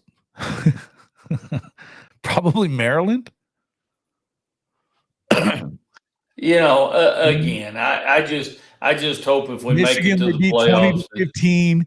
Michigan, they beat 20-15. Michigan should have beat them. Michigan should have beat them. Let's be real here. Let's not act like these guys are the fucking national champions coming. Come on, man. Oh, that's hilarious.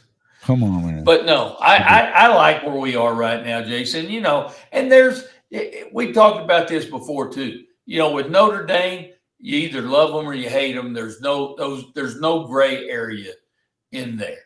And all, so many people talking about, well, they got beat by NIU. They shouldn't be in the playoffs. Well, I'm looking at this top 25. There's some teams in here that have lost some games too that aren't just, their schedules aren't just incredible either. And so, I'm just hoping we get in, Jason. And if we get in, I tell you that I believe we have a good chance to advance. I think that this year, with the physicality, this is where I don't know what I think about your skill guys as far as your receivers. They've been better, right? I like Riley Leonard. The offensive line's done its job.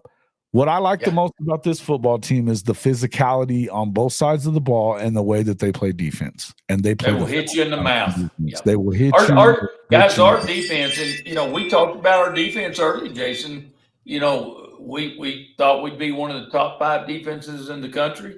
And at this juncture, we are one of the top 5 defenses in the country.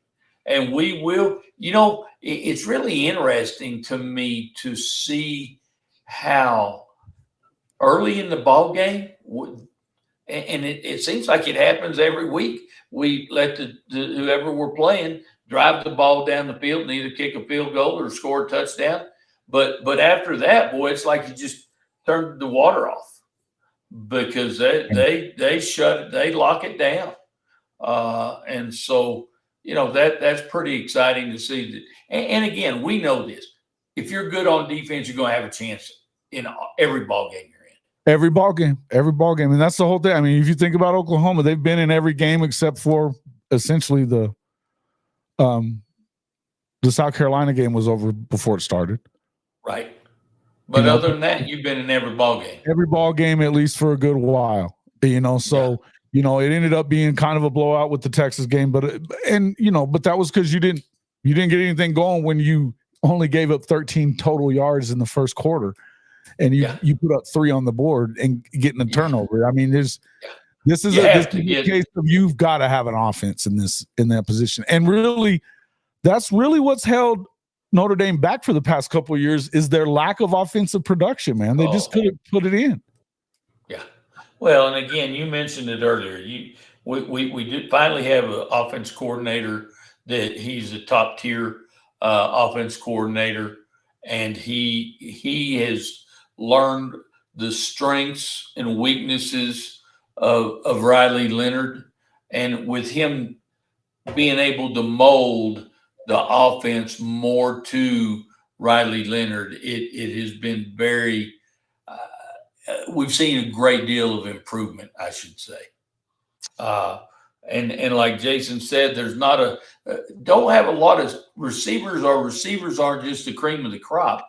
But I'm telling you, we're seeing 7 to 8 guys catching the ball every week. And so that's, again, you can say we don't have an alpha dog in our receiving core.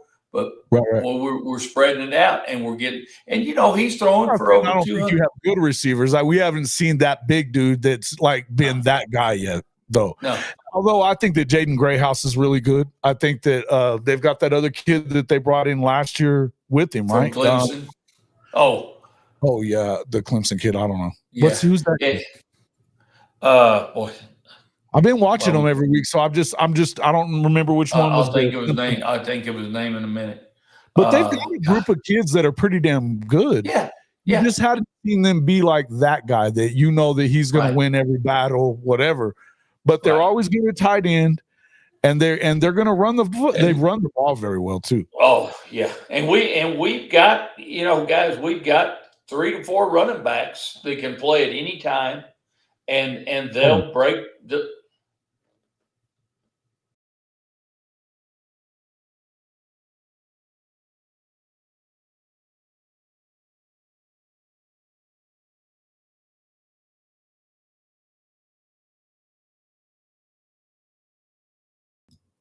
I'm going to kill that dog. Oh, I'm going to kill that fucking dog. but you know, you're right, Jason. Not just one alpha dog receiver. It's spreading it out. But again, I'm going to tell you guys, you know, the thing we needed to improve on is Riley Leonard passing the football, and he has done that. He's improved. You know, the RPO game, which I think Dim Brock is running more RPO stuff to give him more success. And he's starting to settle in the pocket a little bit, where early in the year, man, he got any pressure and he was out of the pocket, and it was always to the right every time, 100% of the time. He was going to come out of the pocket to the right. So we're slowly getting there. Yeah. Big Bog was talking shit, but that's not what I was doing the other day. But no, I looked over there and Norman had my damn OU beanie hat that I just got, by the way, chewing on the shit. And he chewed up one of my shirts the other day. The motherfucker, I don't know how he does it. Motherfucker. He's like, that's funny. Oh man, he killing me. Is it a foregone conclusion that if they win out, or if and when they win out, they'll host a first round playoff game? I think so because, well, look, if they get in, it's almost going to have to be at that. I mean, really, because they're not going to have a conference championship game, so they don't get the top 4. I would tell you that they're already ranked. What did they have them ranked in the number top 8. 12 last week? It was number 8. It was number 8. Yeah. So yeah, I mean that's definitely 5, 6, 7, or 8, which gets you a home playoff game. Yeah. And they made the number 5 spot for Notre Dame, just so we know. They made the 5 well, spot. And you know what, though? I think, and you know, and this kind of takes us into the bracket a little bit, but I don't know with the way the SEC is shaking out that we're not going to have an SEC team in that 5 spot.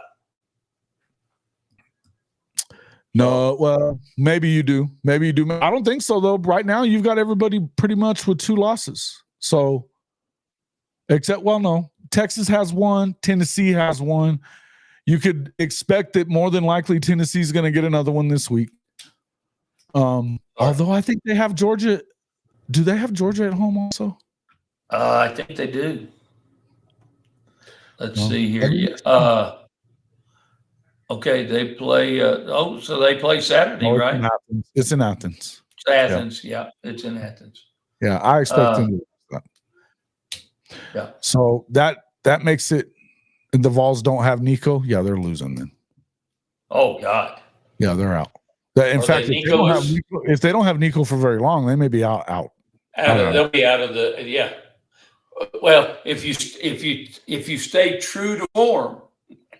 Yeah. From last year with Florida State, well, you lost your best player, your quarterback, so y'all can't do shit. Well, that was now. But I know it's different. Florida State, but the one thing about Florida State is that we knew that they weren't doing shit on offense before they did all that. We'd have to. You have to actually show that, but they've still got to play Vanderbilt. Let's see. That's at the end of the year, and it's on the road.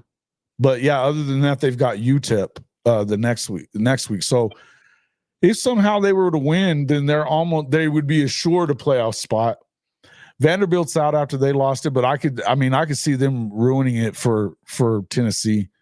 In fact, I do see that right now. That's exactly what I see. Because they would still be in contention, but if they get to that last game and they don't have Nico, they're screwed. And they may be screwed anyway. Exactly.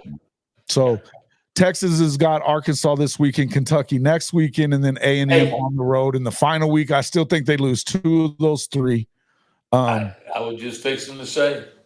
Yeah. I'm still going to say they're losing 2 of those 3. I've been calling that, so I'm not going to back off of that one. Although I do think they're a little better than I gave them credit for. That hurt to say. Yeah. Ole Miss. Hey, look, Ole Miss broke it off in Georgia last week.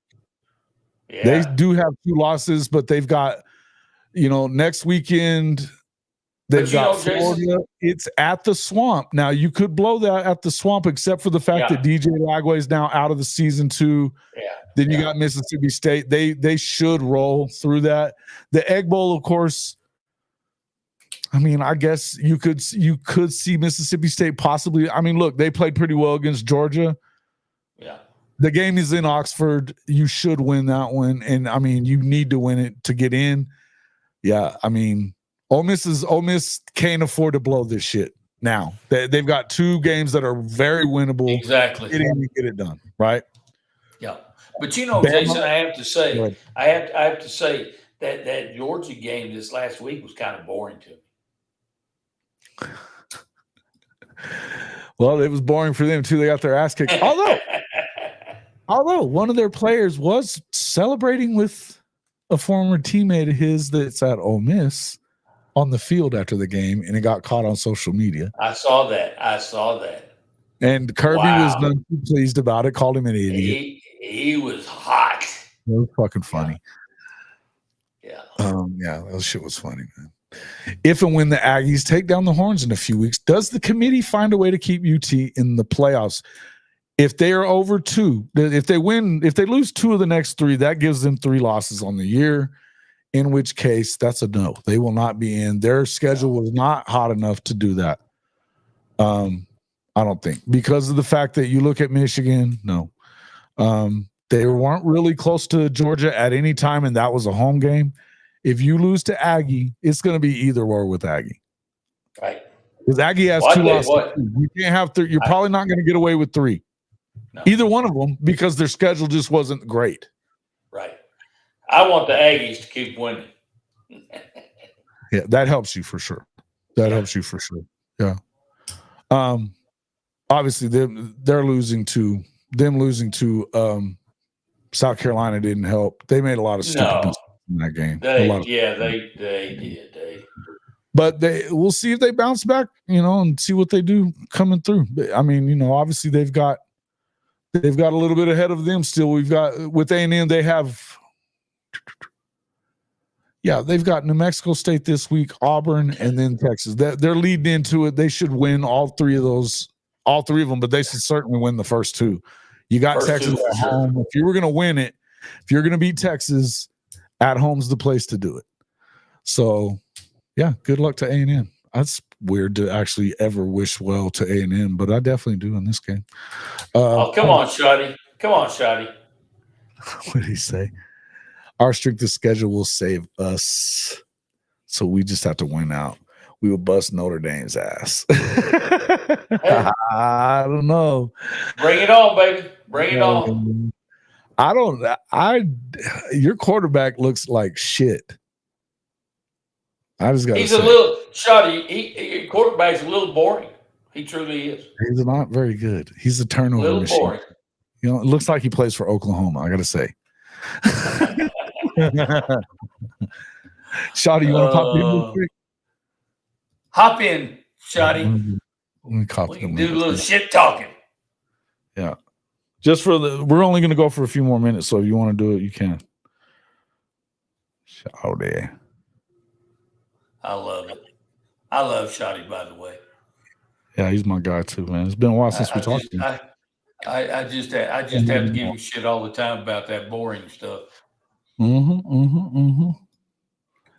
Yeah, Beck has not been good. Beck has not been good.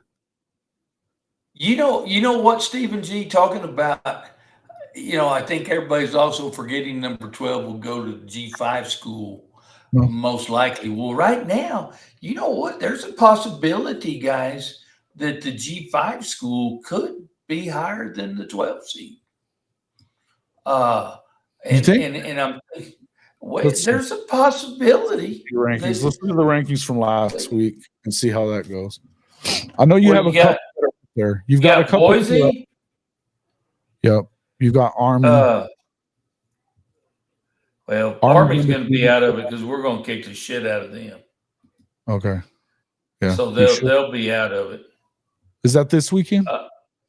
No, we have Virginia. Oh, they just put out the new ones tonight. I've forgotten all about it, but they just put them out. Oh, is it out? Yeah. So the top 12. Let's look at the top 12. You got Oregon, Yeah. Ohio State, Texas number 3, Penn State number 4, Indiana number 5. All right. BYU, Tennessee, Notre Dame staying at number 8. Miami drops to number 9. They're still in it. Bama, Ole Miss, and Georgia. So that doesn't have. So Georgia would be out. Would be out of the field. The number 13 who would be in the field would be Boise State. Boise, yeah. At the moment, followed by who's the next G5, G6 school? Washington State is at number 18 at 8-1. Then you have Army and Tulane at 24 and 25. It's probably not going to. Yeah, I don't see that. So Washington State probably goes the rest of the way undefeated. Let's look and see who they got left. Let's look at these. You does. Where'd you pull that up, Jason? I just put in CFP in the CFP rankings in Google, and it popped it up. Okay.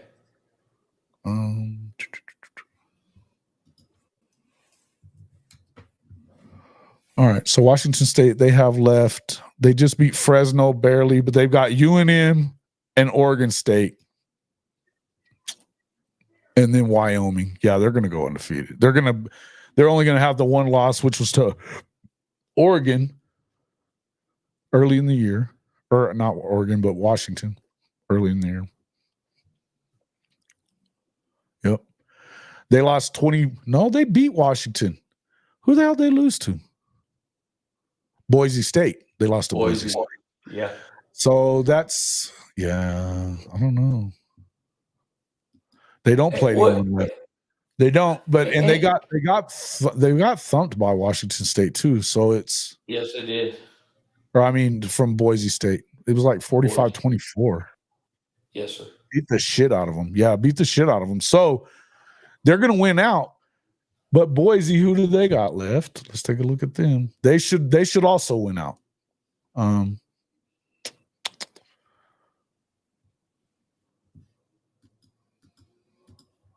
on, man.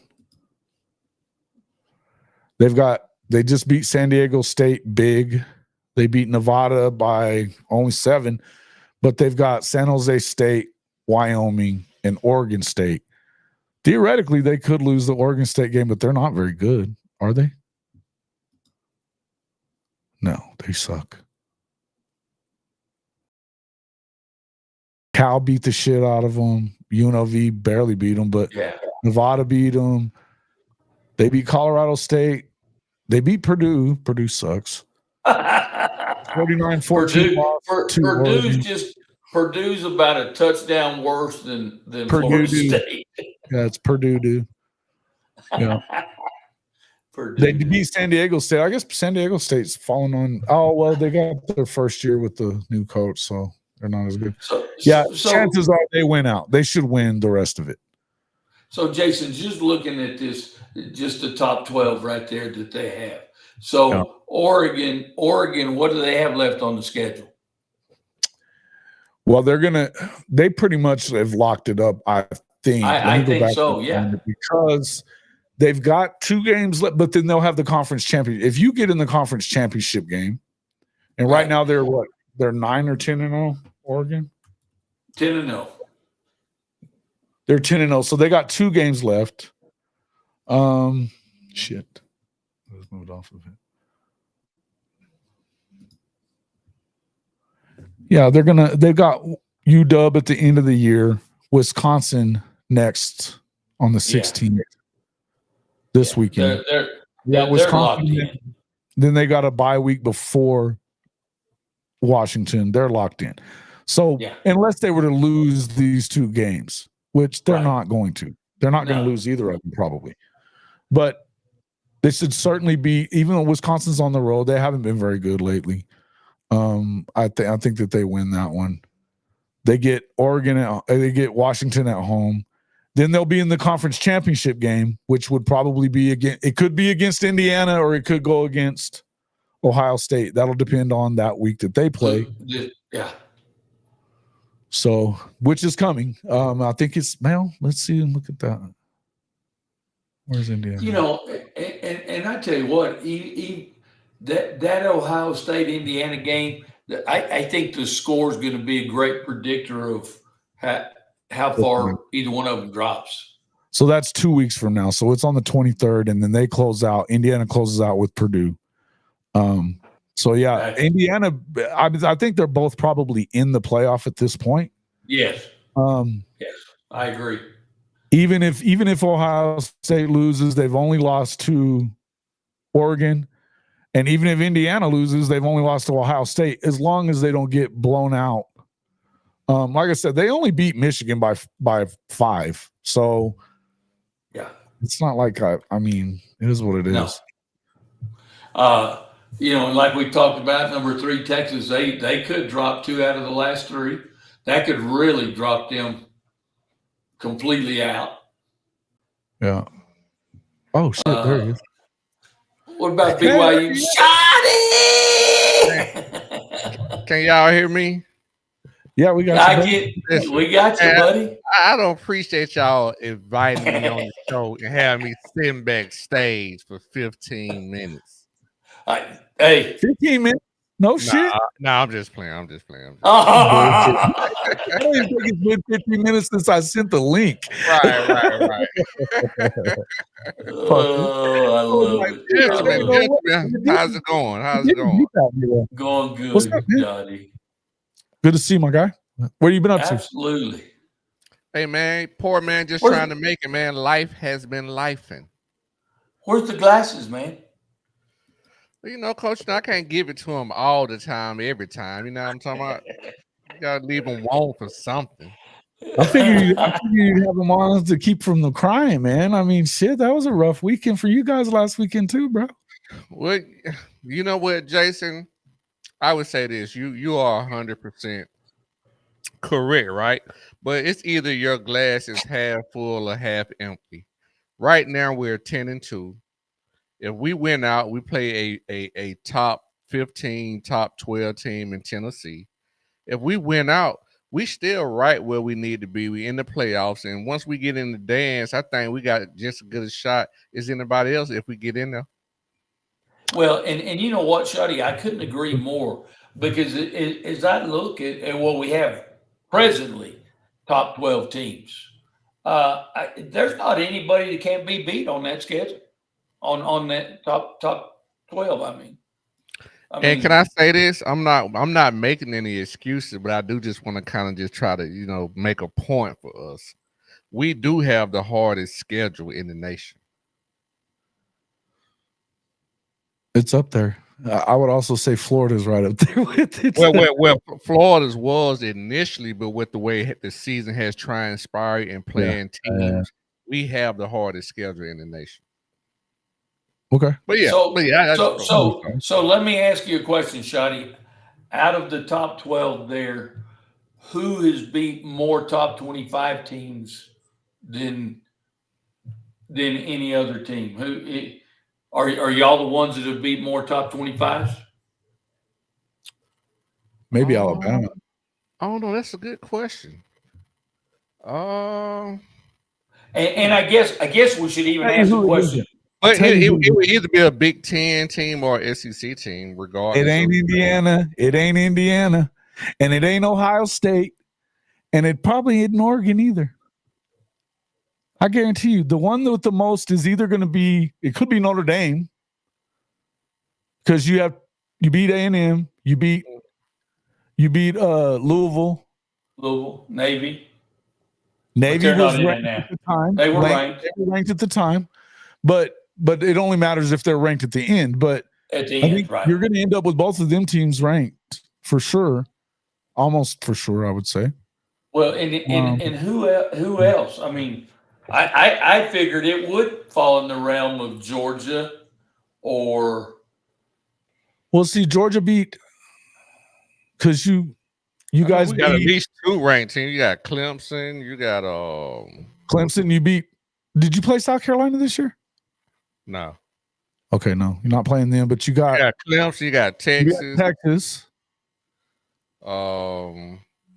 Florida's not ranked. Tennessee will be 3 for sure.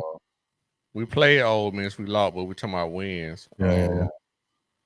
Damn, I can't even think of the schedule. Did y'all play Vandy? No, Vandy. we haven't played Vandy. Here, hold on. Yeah, okay. I'm actually looking at it. You've got Clemson, Kentucky, Bama, lost to Bama, beat Auburn, lost to Bama. Florida, Ole Miss, Tennessee, UMass, Georgia Tech. Yeah, so you're not. So that's the thing. We don't lost the 2 top 10. You see, all those teams that we played were top 15 ranked teams. We lost the 2 and we beat 2. 2 of them were top 5 when we played them. Texas and Alabama. But y'all know, y'all proved exactly my point, though. Well, Alabama's actually top 5, so that worked. Okay, go ahead. Yeah, but it just kind of proves my point. Was that we had to sit here and think about it a little bit. Mm-hmm. No, listen, I would tell you that's where I've been getting at already. I think that there's any number of. Usually, we would say there's maybe 3 or 4 teams that could win, right? Maybe less. You know, I think right now I could see 1, 2, 3. Not really Penn State, because I don't really believe in them. Not really Indiana. I think Tennessee, Notre Dame, Miami could theoretically. I'm looking at least 6, 7 to 8 that could win it. Right, and that's the thing. It's like, traditionally, in my opinion, obviously, but right. Yeah, you kind of want to think traditionally the normal powerhouses and things like that. But when you actually sit down and watch the game and you watch football, this thing is wide open. It is. I don't care what sticker. I don't care what sticker and the color of your uniform is. They're good, man. There's a lot of good things. And because of the portal and NIL, it has definitely put some parity at the top. Right. There's not parity throughout college football. Let's not get crazy. I don't see BYU winning it. I don't think they're going to get in it. I think Colorado gets in it. I think that Colorado changed a lot of people. Hey, and they're dangerous, guys. They're dangerous. Colorado's fucking dangerous, man, because their quarterback's as good as anybody. Travis Hunter's probably the best player in college football. Agreed. He can do whatever. And he makes plays, and Shedeur he stepped in there and gotten it done, and they're just good skill wise. I think they become dangerous the further they get. If they get in against BYU in that championship game, which is lining up for that now, I think that BYU's in trouble with that. Now, not necessarily that they beat them, but if anybody's going to, I think it's them. I think BYU pretty much punched their ticket to the Big 12 championship game last week. Unless they were lose the last 2, and I don't see it. So Iowa State fell on their face, losing 2 in a row. Not good. So unless Colorado's to get beat in one of these last few games, I think that you're probably going to get there. And I think the Buffs they're dangerous out of the Big 12. Now, do I think they're winning the Natty? Do I think they're winning the Natty? No, I don't. No, I don't. But I don't think they're bad. I think they're dangerous. Story. The story, the fact that they bowl eligible is the story. Anything else is just cream on the top. Yeah. Yeah, but it's not just that they're bowl eligible. They're dangerous enough to win the thing. No, that's what I'm saying. I'm saying that's cream. I'm just saying that's cream on the top. That's all I'm saying. Sure. The story is not that. The story is the fact that they already are bowl eligible. That's the story. Right. Anything else is just going to be like glamorization. You know what I mean? Yeah. But And I would be I honest with go. you, I think that A&M theoretically, if they were to get in, which if they beat Texas in that last game, and I'm telling you, I believe Texas is still going to lose 2 out of their last 3 and not make it in. If they beat Texas in that last game, that would be 2 of them. They're going to get in, and I think that they're good enough to win the Natty because of their defense and because they do have an explosive quarterback. They got a good situation at quarterback, really. So really, I'm at like 8 or 9 teams that I'm like, it wouldn't surprise me. Well, I don't feel that way ever. I have to tell you, and I know Colorado is good, and I love what they're doing. I love seeing Prime having some success. But guys, and this is me personally, okay? Just me. The Big 12 is shit. I mean, when Oklahoma and Texas left, the Big 12 is shit, guys. They, you can have one of the. I think it's very competitive. Yeah, but they're still not very good. Yeah, but coach, you can't do nothing but play who on your schedule. Do what? You think you can't do nothing but play who on your schedule. Oh, I know. No, I know. But I'm just saying. I don't think it's that bad. The top half of the Big 12 I don't think they're winning the Natty. I don't think they're winning the Natty. I'm not saying that, but I'm telling you, K-State, they're not very good on the road. They've kind of let me down a little bit with the way that they haven't played very well on the road. Right? Losing that game at Houston pissed me right off, Neilio. But I'll say this. I love their quarterback. I love their situation at running back. I think they're really good offensively. I think there's something up with them when they get into road games. They've had some tough ones and they've lost. Now they've lost a couple. So unless CU stumbles in that major trap game at Arrowhead, which that's not going to be a big trap game for them because they just won against Iowa State. They're not overlooking them now. And with Jalen Daniels does make them tough to beat, but Kansas hasn't been very good. Well, unless they lose again. Not unless they lose again. Well, I'll just say this: instead of saying they're not worth a shit, I don't think they have a snowball's chance in hell. That I agree. Big 12 team of winning the Natty. I want to address the elephant in the room. What's that? I want to address the elephant in the room. Oh, we're gonna talk shit about Oklahoma. Hey, you can't talk about me, Shotty. No, Jason. I want to ask Coach.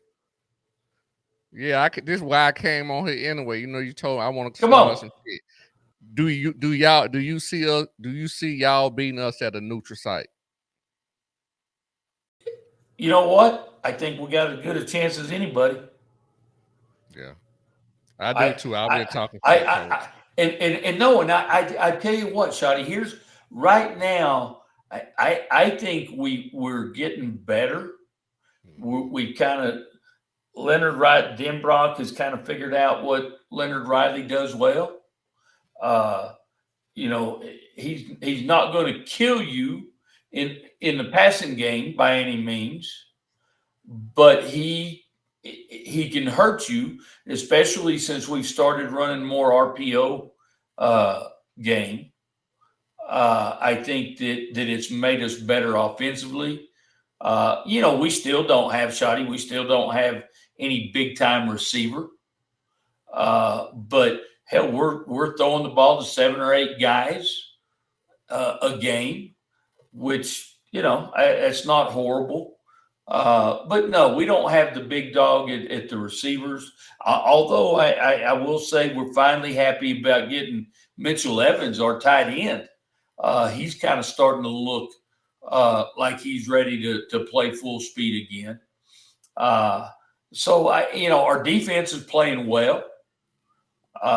And so, our big thing against you guys, in my opinion, would be y'all's defensive line. I think y'all are as good as anybody in the country. They're not as good as anybody in the country on the defensive line. That's actually where they're not that.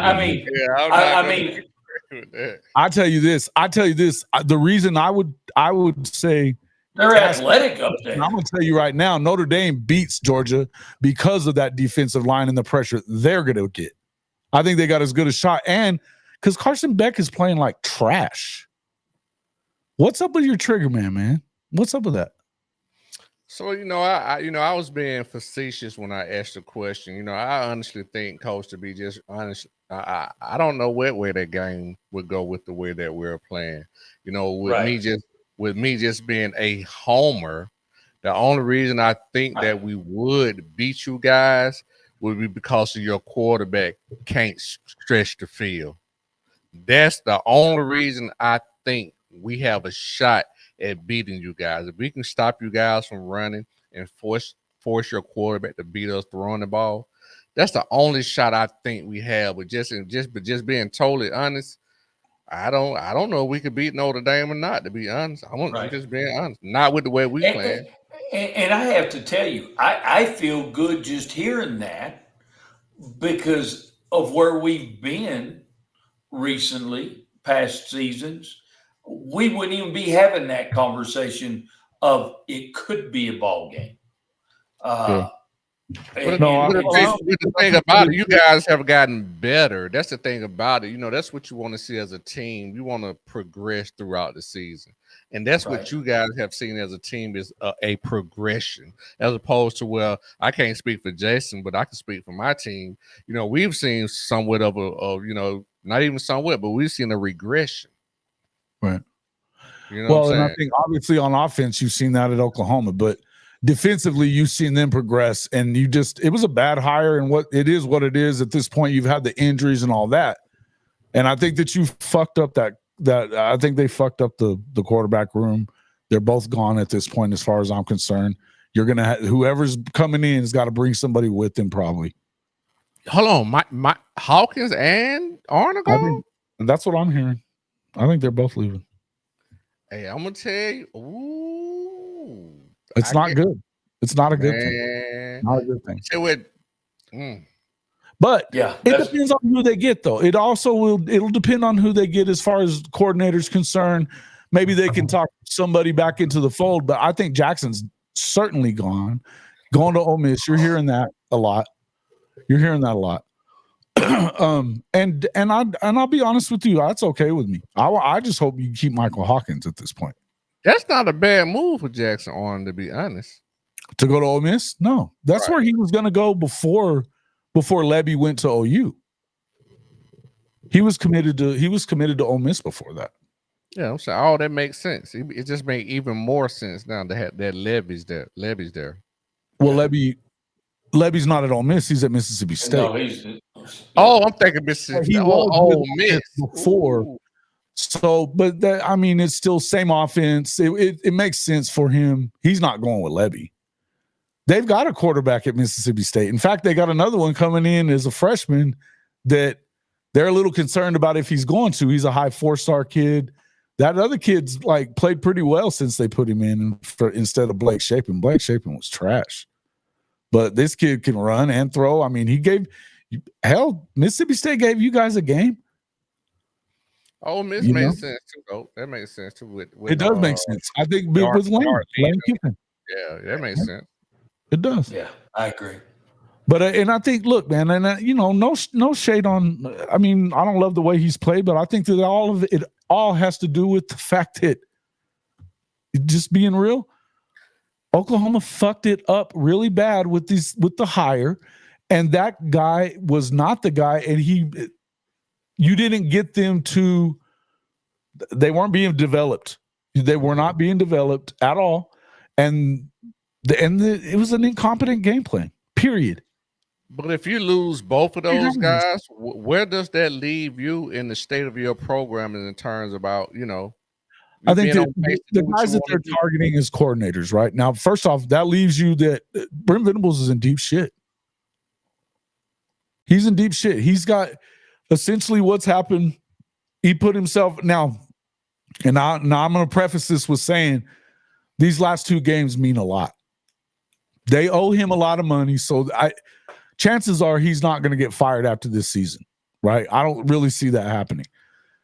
But if Alabama comes in and beats you by 50 at home, it's not going to be good. It's not going to be good. You could see losing to LSU. The spread on that game would be, Jason. Just off the top of your head, just no really thinking. It's gotta be double digits. It's gotta be double digits. I hadn't even looked. That's what I'm saying. I just I'm thinking. I'll look it up. I'm thinking 17 points, maybe. I mean, I was gonna say 18. I'd probably say I'll go lower end. I would say that because of the defense, maybe it's closer to 14 or 15, but I think it's probably up there. It's definitely double digits. 14 and a half, Neilio says. Okay. Yeah. Coach Smook. What's up there, Coach Smook? Yeah, we were just talking about y'all's asses. Alabama. No, man, I love Coach Smook. He's my boy. But I mean, listen, if you don't look, if you give them a game, you compete at LSU, and they've competed with everybody except for the South Carolina game.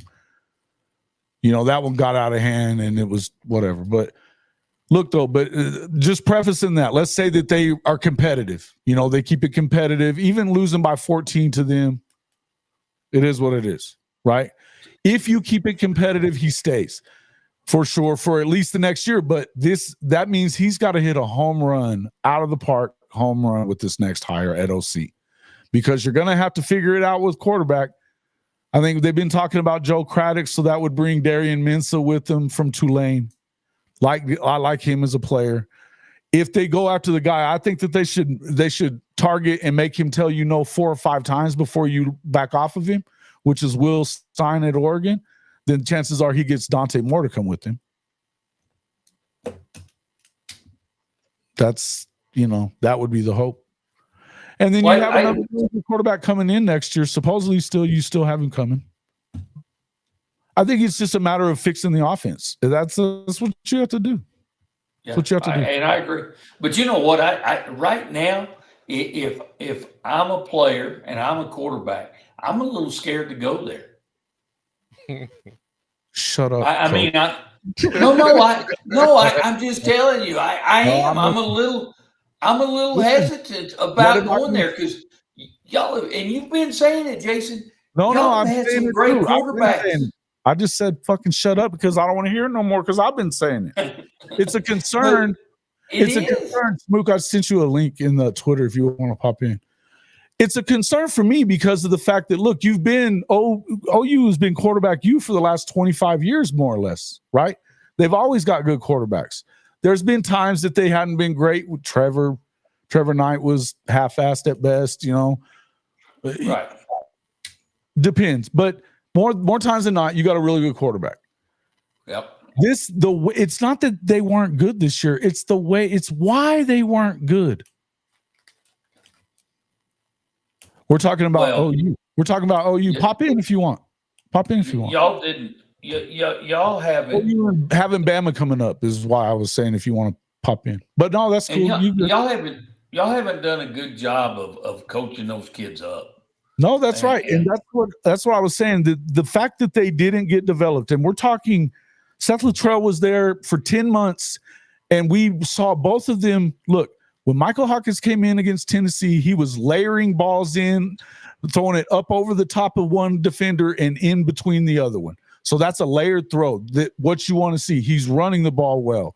He's reading things and seeing things really well that we weren't getting out of Jackson. We were getting nothing out of Jackson. And we saw that again last week against fucking Mizzou.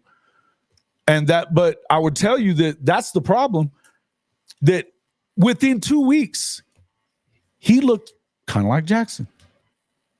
Scared to go down the field where they were afraid to go down the field even. Jackson had streaking guys wide open all last week and wouldn't throw the fucking ball down there. So it's not just on the coordinator. Are you saying the coaches making the players worse? That's what I'm saying. Well, they're not getting better, Shotty. The coaching has been making them worse. And who's the quarterback coach? I've had a little birdie tell. Well, they didn't have a fucking quarterback coach that had ever been a quarterback coach until they fired Luttrell and Kevin Johns became the quarterback coach. You know what they had him doing? Advanced scouting for the first part of the year. That might be the dumbest shit I've ever heard of. You've got a coach, an offensive coordinator that's never been a quarterback coach nor a quarterback, and he's your quarterback coach. What's up? Neilio asked if my Tumblr had my name on it, and I was just showing it to her. Yes, it does, sir. Yeah. I got back to back. I got another one too for the other national championship. Nice. My man Shotty. That's what I'm talking about. So anyway, that's the problem there. I mean, yeah, they got worse. They got worse. Hey, So Jason, now you have to hit a home run with this hire. If you don't, because the defense, look, you can say elite, not elite, whatever. They're top 15 right now at this point. If they had an offense that would put points on the board and they didn't stay on the fucking field all the time still, they're probably top 10, top 5 even. You got to play complementary football. We talk about that shit all the time. And they haven't been able to do it. It's not good, man. They gave up 230-something yards to fucking Mizzou last week and lost. Uh-oh. Pissed him off. So I think it may be a piss time. it could be. So tell me this, Jason. Going into the ball game against this week against Bama, right? Next week. I just had to get my other tumbler for Neilio. That's all. You Look ain't pissed me off. at No. Back to back. What I would look at it. So what my question to you is, how do you feel, Jason? And I know lots of woes have been going on, but do you feel like y'all can still go in and compete against Alabama? I mean, I don't think Milroe's at the top of his game right now. But I think Milroe is capable of putting your ass in a fucking bad position. No, I agree. But he had, and I agree with all that. But he has the last couple of games. He has been right. He's been a little inconsistent, right? I'll say that part. He has been a little inconsistent. He didn't play very good against Vandy. He didn't play very good in the Tennessee game, right? We didn't see him play very good. And that's my point is, because to me, he makes their I mean, he definitely makes their football team. There's no doubt. But I think here's the thing. Here's the thing that makes me very worried. Ryan Williams fucking scares the shit out of me on that football team because our secondary is the only real weakness we've had. And if you get him one-on-one with anybody, they're fucking toast. Because what they'll do is they'll target him against one of the corners, which we've had issues with, right?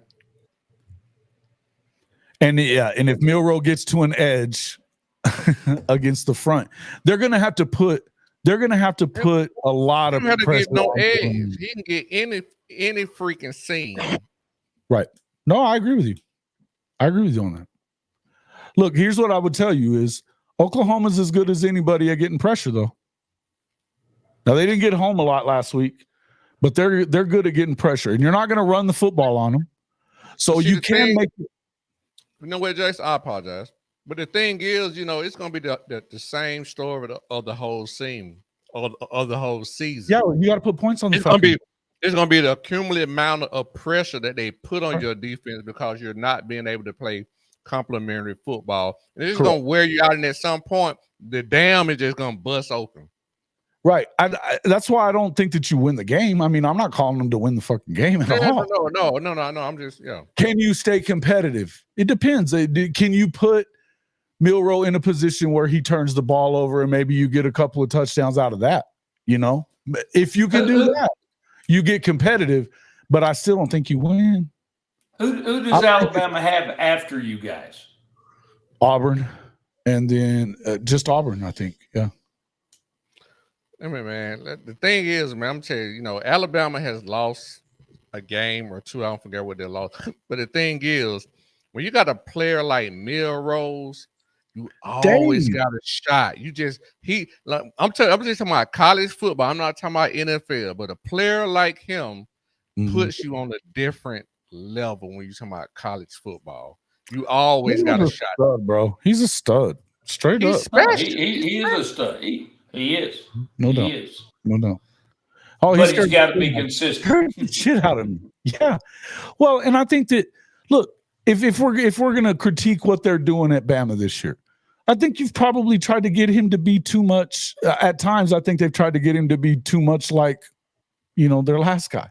He's not like Penix, where you're throwing it. If you're throwing it 40 times a game with him, I don't think you're doing the right thing. I think you need to be throwing it less than 30 and running him more and running the football more. And I think that at times they haven't done that. When he's throwing the ball too much, they're in trouble. That's not because, look, it's not that he can't throw. It's that he reverts to his old ways sometimes, especially under pressure. And you're giving him too many opportunities to get pressured like that. But we're talking, these are little things. You know what I mean? Little things that I see. And I don't know that they're definitely winning out, but they should. They just beat the shit out of LSU. Beat the shit out of LSU. Oh, poor Brian Kelly. At LSU at night. Yes. So these are the things that, do you think you can be competitive? Not really. Not really. Not because I don't think that the defense would stand up and play them hard. And I think that you're at home, and so there's a pride factor going on. You're Oklahoma at home. There's pride there, especially with these guys that are, on that defense. Do they make it competitive? Maybe. Do I think you should be? Unless you find a way to fucking play some offense. No, they're toast. Toast. And yeah, Burks is out again. He's got the head injury. Ain't no slouch. They got problems, but they ain't no slouch on defense now. Ooh, Bama? No, I know that. Their defensive line is very good, right? Mm-hmm. Look, I'm not giving you things that tells me that I'm not trying to give you things so I can tell you why we're going to be competitive, because I don't think they are. I just don't. I have a hard time believing that they will be. But if you were going to, it'd be because you're at home, because you do have a good defense, and if you're able to get after the quarterback, that's your one shot. But at the end of it, like you said, the cumulative pressure that he's going to put on you because of what he is, you're probably fucked, dude. But let me ask you this, though, Jason. Go ahead, Coach. Go ahead. No. I was going to say, just an interesting tidbit here. Jalen Milroe has 565 yards rushing this season. Yeah. Riley Leonard had 609. What are they tidbit. Comparatively as far as pass yards are concerned? I'm going to get to that next. And Jason, my question would be to this: what if you beat Alabama? Is that your signature win of the season? And does that by BV? Is everything about BV answered now? No more questions about BV. Well, for the year, for sure. But I still think that there's still enough people in Norman that are not happy about whether it's reality or not. Perception is he lazily hired Seth Luttrell. He didn't put enough effort into it on who he didn't look at enough guys and go get Coltonecki, because I think he could have gotten Coltonecki last year, the guy that's at Penn State, who's improved their offense. They need players is their problem as far as skill guys on the outside, because they ain't got it at Penn State. Their trigger man's okay, but they ain't got it at Penn State. Put him in at Norman this year, then they're running, but the injuries also having something to do with it. But I would just tell you that, and he hired effing Ted Roof too. I get it. The thing about Ted Roof though is that I don't know that I blame Ted Rue for anything, but it's not like he really ran shit when he was at OU. He's given the defense, I think, pretty much to the kid, to Zach Alley, but I don't think he ever gave it to Ted. I don't. And and now they are good enough that you can afford to do that. But that's the problem, is their defense is so good. And I think that's why they keep him. Plus, they owe him $44 million. So he's probably, unless they just get dog walked in both of these last two games. Like, think about this. Even if you lose to Bama, and let's say you lose by a few scores, right? The spread is what the spread is, right? Let's say you lose by 21. But then you go find a way to win at LSU on the road at nighttime. That's also a good win. Hell, fuck, they take any win in the SEC at this point. Yeah, I said you would have to do that to be bowl eligible, right? Yep. You got to win one of these to be bowl eligible. Damn. Well, that's how bad it got. But you did have injuries to your top 5 wide receivers.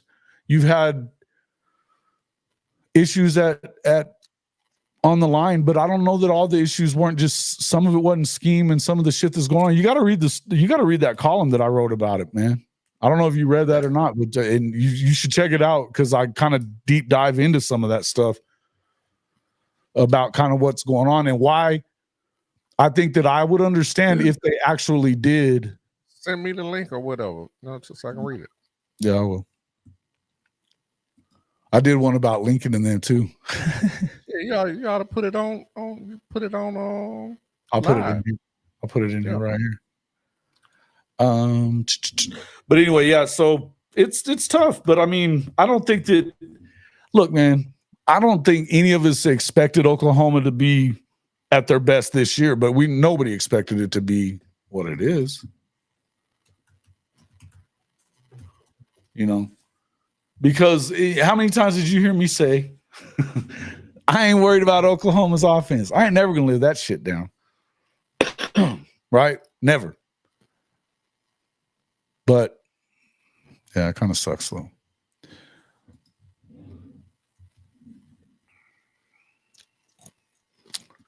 Anyway. But what's going on there what's going on in Athens, though? Are people worried, pissed off? What's going on there? About having 2 losses this early? There's that link there. Well, it's not this early. I mean, we in the back half of the season. It is the back half, but still having 2 losses. You haven't had 2 losses. You haven't lost to anybody but Alabama in 4 years? Yeah, I mean, just like I always say, man, about that sandwich, man. You have certain expectations. We're 10-2. Still with everything in front of us, and you would think that we'll lost 7 games. Oh, I know. Yeah. Imagine what they're acting like in Norman. Yeah. We have a certain standard, and I understand and I get that. And just to be honest, not making any excuses, we don't look good, man. I mean, we're a good team, but we're nowhere close to we've been in the last probably 3 or 4 years. And, I think, unfortunately, I tell people all the time that, if you go back and look at your history, most historical programs, with the exception of Alabama, when they're in their primes, they have like a 6 to 9 year run. And we're in year 9.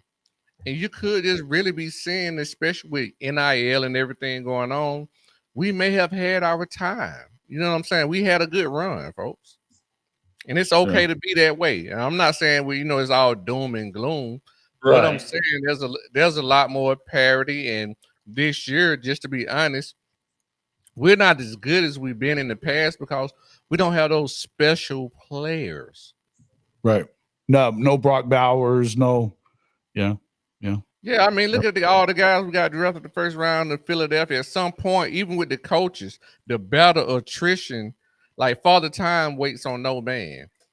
Facts. Getting coaches poached and players leaving. At some point, it takes an effect.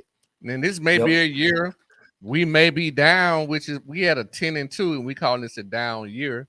But who knows what to say what happened next year? You know what I'm saying? Yep. Absolutely. I do. And listen, I'm not counting them out forever. I'm not counting them out forever. I don't think that Georgia's a national champion this year. I thought they still might be, and I don't know that necessarily you're out of it. But in order for them to I think it's a quarterback thing. I think you're going to be good enough on defense to be good enough. I don't know what you have offensively and just watching what we saw out of Carson Beck last week, that was not a good sign to me. And we've seen it throughout the year. Well, that's the thing, Jason. I don't want to put it all on Carson Beck.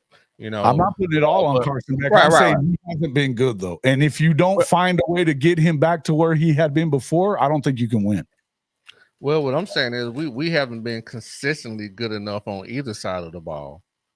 You know what I'm saying? We've been fortunate enough to, be 10-2, but we have stretches where neither side of the ball is good enough. Like, we don't play complementary football enough. When one side is good, the other is bad. Then you have time when both are bad. Because at the end of the day, Carson Beck is still top 3 in the league in as a quarterback. He's third in total yardage as a quarterback. So he's throwing. He's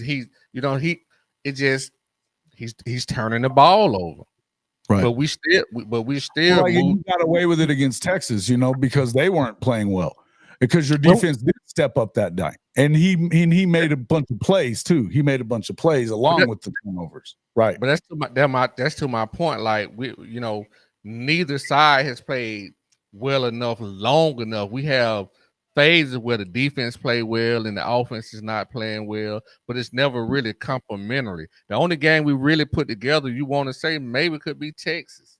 Texas was really good, yeah, but it was still never four. It was still never fourth quarter very football. Well. Very well. You know what I'm saying? So we have this potential, but we're not executing. We're not. We're just not fundamentally sound where we need to be as a team, and that's what's frustrating because you see moments and flashes. We just can't put it together. So what do you think? What do you think that is? I mean, it could be a combination of a lot of things. I mean, we have different players. You don't have the same amount of dynamic, explosive players that you had last year, right? And your quarterback, honestly, he could be getting exposed. Maybe he's not what you thought he was. And at the same time, we also, I don't know if you saw the stat, but we have the most drops as a receiving core in FBS. We got 27 drops. That's a fact. Right now, Jaden Rashada, as it stands, right? He's the backup at the moment. No, I think he's the 3. Is he the 3? Who's the quarterback next year? Gunnar Stockton. Oh, Gunnar Stockton. Well, you don't think that Rashada could beat him out then, probably? Or maybe not, but he's a 5-star, so you never know. I'm gonna be honest with you. At this moment, a lot can happen in terms of development, but I don't like either one of them to be a starter. Yeah. Well, that's what the portal's for too. And you never know. Who do y'all going in the portal? Mm-hmm. Well, you kind of have to. Well, listen, there's a couple of them out there. There's going to be some guys out there. There will be guys out there. That's the one place. I think Carson Beck coming back. Quarterback in the portal. It happens every year. They find quarterbacks in the portal. Carson Beck coming back though. He is. He's got to come back now. He has lost to. A lot of money. Mm-hmm. I think hey, that's why I've always said when you get that first round grade, you got to get the fuck out of here. You got to go. Yeah, he's fourth, 5th round right now. Yeah. Some people are saying he may not make it there. But I think he's good enough for the 4th or 5th. Yeah. But he was a first rounder last year, maybe early 2nd, depending. Mm-hmm. So I do, Leo. Just that's a yes to your question. Getting one of the 5 to 8 spots. Yeah, I think they would. Mm-hmm. Oh yeah, that ends up being like one of them, good. That really gonna be a layup for us, to be honest. We get home field advantage. Yeah, you made the playoff, and guess what? Your prize is Athens, Georgia. Right, that'll be a layup for us. Oh man, that's funny. That's about where we at.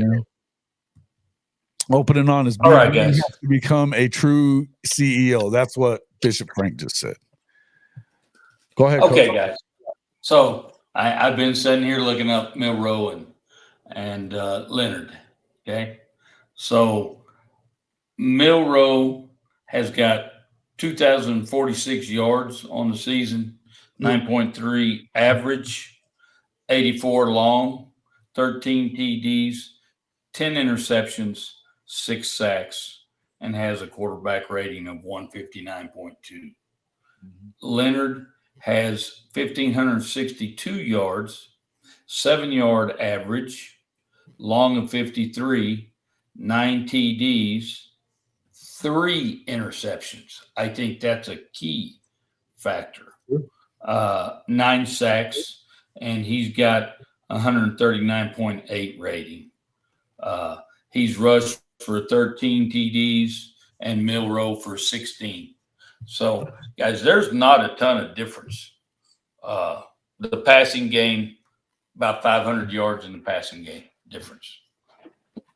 Okay. Yeah, if you're looking at this stat, but I'm gonna tell you what, Coach, they ain't the same type player. They ain't in the same stratosphere. One's done it in the SEC, and I like Riley Leonard. I don't think he's Jalen Milroe though, but I don't think that's what I'm not saying he's Jalen Milroe. No. I agree with what both of you are saying is, but I'm telling you what, he can hurt your ass too. You just talking about the production. Listen, I'm going to tell you this. I think that I like Notre Dame. I was trying to tell you this earlier before Shot even got here. I think that Notre Dame has got as good a shot to win the Natty as anybody because of what they do defensively and the fact that I think that they're going to put an offense out there that will complement them in every way. I'm telling you that. I think that that's what they do. I think that you've got Mike Denbrock there. You don't need to be the best offense in the country. You need to shut down offenses and score enough. You need to get points when you need to get them, and you're able to get them whatever way you need to. He can run, he can throw. He can throw. He's not a deep ball guy so much, but that's not what they don't really have the guy that's going to allow him to be that. We don't have a deep. He doesn't have Ryan Williams either. We don't have a Shotty out there. Or a shot, Should I answer that question? Is that for me? Answer it, yeah. Yeah. I threw it there for you. Okay. Can I talk my ish? Talk it. Okay. I'll say this in all due respect, man. Just real talk.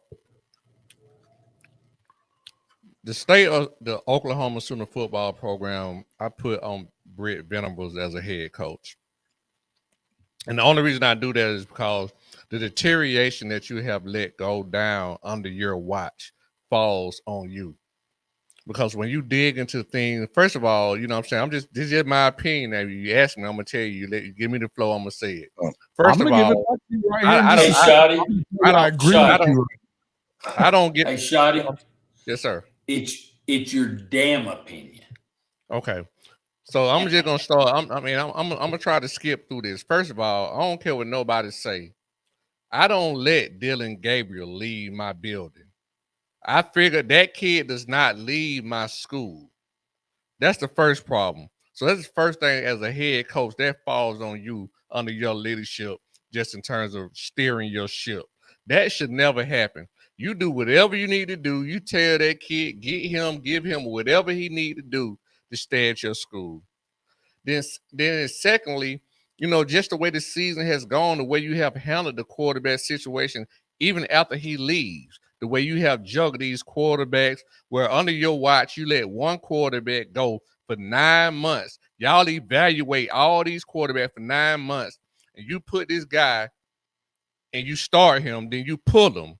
You don't sit him just to, let him get himself together. You pull him and announce another starter. Then in 2 games, you pull that kid. That's just, come on, coach. You don't do that. You know what I'm saying? And Jason will tell you, Shotty. Jason will tell you, I've been on this shit constantly about. Jason's been on this shit constantly too. Exactly. No, we've been talking about it. That's what I'm saying. It's ridiculous the way the quarterback situation has been handled. And that's why I was asking earlier, who's the quarterback coach? Because and Jason tells me they don't really have one. And in They there do lies now. the problem. They do now. But They do now, but, now, yeah. right.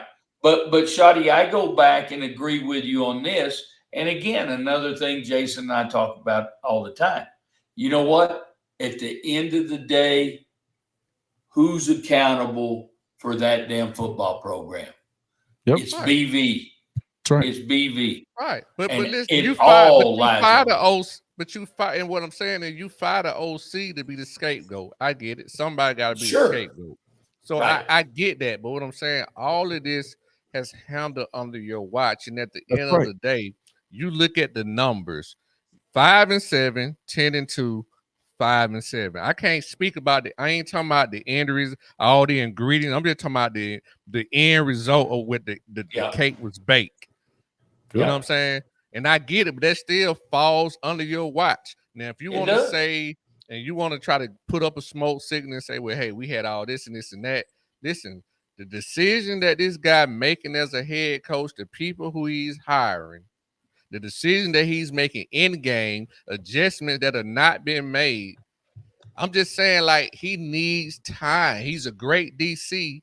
And what I said 2 years ago, in 3 years, he's gonna be somebody else. He'll be a great DC for somebody else. Yeah, Right. you're right. Well, and here's here's where we've come to, and I'll just tell you this is what I've been saying. And so I was talking to somebody earlier today, and I won't say who it was, but I was talking to somebody earlier today, and they were saying you had all these injuries, and you had this go on and that go on, and I get it, and I don't think that even if the injuries thing, and I don't think that you probably win necessarily anymore. Although I think that with this defense, because it was only on one side of the ball, and you do recruit well enough, and you had 2 blue chip quarterbacks, right? If you have a competent offense, you're still fighting for a playoff spot probably because they've been that good on defense. But you've been completely incompetent on offense. And yes, that absolutely falls on Brent Venables. So we can say this happened and this happened. And look, you hired the guy. Not only did you hire him, it took you too long to fucking fire him when you knew he needed to go. Because we know now they were not developing these guys. And yes, I said this whenever they went to Hawkins. You have to stick with it. I don't care what happens the rest of the year. You got to stick with it or you lose them both. Because, and then of course, when they put Jackson back in, I've heard everybody from Jay to everywhere else, oh no, he'll be back next year. No, he won't. No, he won't. Jackson was good. You know what? It behooved him to be a good soldier and burn his red shirt. It behooved him to do that. He looks unselfish. He's willing to do it. Now, I don't think it helped him the way he played last week, but it behooved him to look like the good soldier and do his job. I'm telling you now, he was never coming back. Never coming back. And that's because, like you said, you juggled it. You went back to, rather than fixing the fucking problem, which was obviously what was going on. I mean, we were hearing things about, there was so little communication going on between the offensive staff that I've heard about arguments on Fridays before game day about what the fucking blocking scheme was. That the running back coach thinks it's one thing and the O-line coach is saying it's another. But that go back to BV, man. Come on, we have meetings. We get these, like, come on, man. This is what I said. Look, I love Brent Venables, and I think that everything else he's done absolutely correctly. The fact that you are so hands-off with this offense concerns me dearly. It concerns me dearly. And that you are, and I feel like that he's been way too hesitant to make decisions at certain times on game management too. We've talked about that in the past. The Ole Miss game was a perfect example of that. You'll read it in the column. I sent it to your phone. But That's this what I would say, like in coach can power contest to this. Yeah. BB is a great defensive coordinator. he is. At certain times, even if I'm a head coach, defensive coordinator, and I'm a head coach, and my team takes on my personality, at certain point in times, I'm gonna tell my offensive coordinator, look here, man, my defense gonna be doing this. I need you to do certain things to just give me certain looks. Like you have to be involved on the other side of the ball. Yep. You can't just be like As if that you're not defensive guy, right? As that defensive guy that is that dude, you should be able to help the offense by saying, this is what you're going to get from this defense. right, because I scheme against that. That's what I'm saying about getting certain as a defensive guy. Even though I'm a defensive guy, but I'm the head coach, I'm still gonna be wanting to get in certain looks because I know I'm a defensive guy, and this is what I would scheme against your offense, meaning my offense. So it's certain looks I'm gonna want to see in practice. That's right. So why are you not doing that as a head coach? That's why I'm not saying he's not doing it, but he's not. He's not. He hasn't gotten involved in it, and he doesn't think he knows enough about offense or whatever it is. He's hesitant to do it. You But know you enough know about what? defense. If you know defense, you got to know offense because you got to stop that shit. Right. That's what I'm saying. Right. Listen, this is the problem that I have. I'm telling you now that as detailed as he is with his defensive game plan, he's hands off with the offense. I've never understood it. I've been saying this for 2 years leading up to this year that I didn't like that then either. Even when Levy was running the offense, I didn't love it then either. That you need to be able to say, look at this. I'll tell you this. This is a prime example of the concern I have. Game management, near the end of the third quarter, it's 4th and 4. You weren't in situations where you had a lot of makeable third downs in the second half. You played pretty well on offense in the first half. But in the second half, you hadn't, to this point, you'd had a bunch of 3rd and longs. You get to 4th and 4. You're on your own 30, so I don't necessarily think you have to go for it here, but you're already down 10. At this point, they're thinking about going for it. He calls a timeout. Now, when you call a fucking timeout, you better send a fucking play out there and go for it right then. So that's why I think you guys. He calls the timeout though, Shawty, and then sends the fucking punt team on. Mm-hmm. That's not. Look, take the fucking penalty for that. For if you're going to kick it there, and I'm fine with that. Fine. Don't waste a timeout and be indecisive like that. Mm-hmm. That's a concern. That's why I'm concerned. Hey, Go ahead, Coach. No. Go ahead, Shotty. Go ahead. Well, I was just going to say, and I think, I've heard it on other platforms. You do a lot of shows, but just in my opinion, that's why you guys have to get, when you have a guy like a BV who's a very strong and very damn good defensive coordinator, who's a head coach, your team is going to take on the personality of the head coach. And that what has happened. That's why you guys are no longer prolific on offense and you're good on defense. So now in order to balance that off, you have to go get an OC that's really a head coach that has to be offensive minded. Yeah.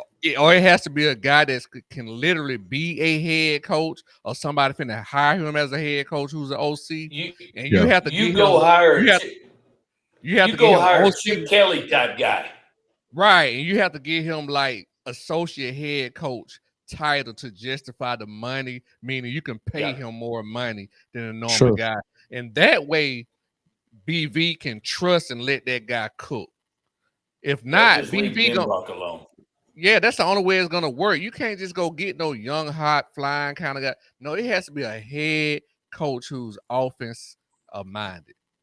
Right. Yeah. I agree. I think so. That's why I've said you either go and get the guy that you think is the best Power 5 coordinator, Will Stein, at Oregon, maybe, or a guy like I would say, I don't know. They've talked a little bit about you because you got a co-coordinator thing going on there at Georgia, right? Where Bobo calls the plays, but you've got another coordinator. What's his name? You know who I'm talking about, Shawty. Come on. What's his name? Who's the co-coordinator? I was chewing M. I had them zoned out. My bad. Who's the co-coordinator at Georgia? Who's the co-coordinator at Georgia? Talking about with Bobo? Yeah.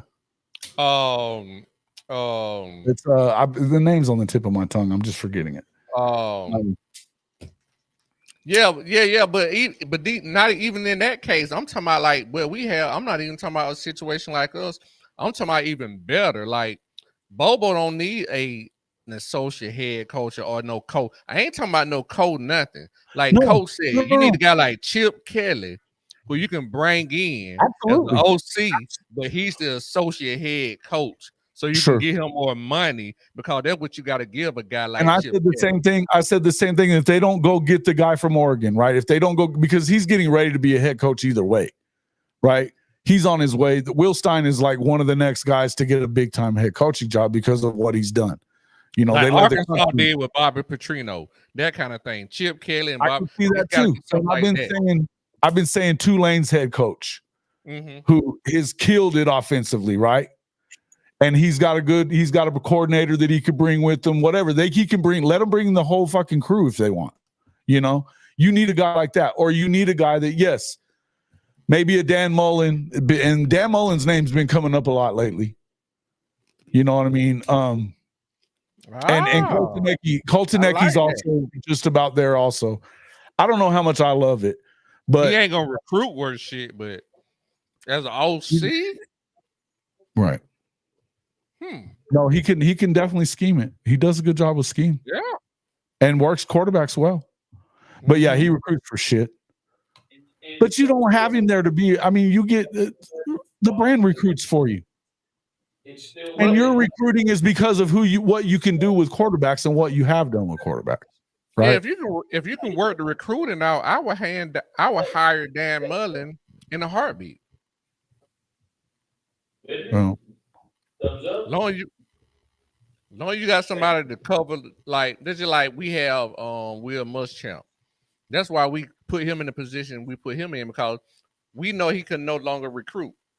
So if you can handle the other side of not worry about Dan Mullen recruiting and him being a focal point, and he can just coach, I would hire him as an OC like yesterday. Who? Mullen, Dan Mullen. Dan Mullen, yeah. I think the name's been out there. What they're talking about more right now, and I'm not a fan of this. I'm not. Look, I like the guy. I do like the guy, and I think he's a good choice.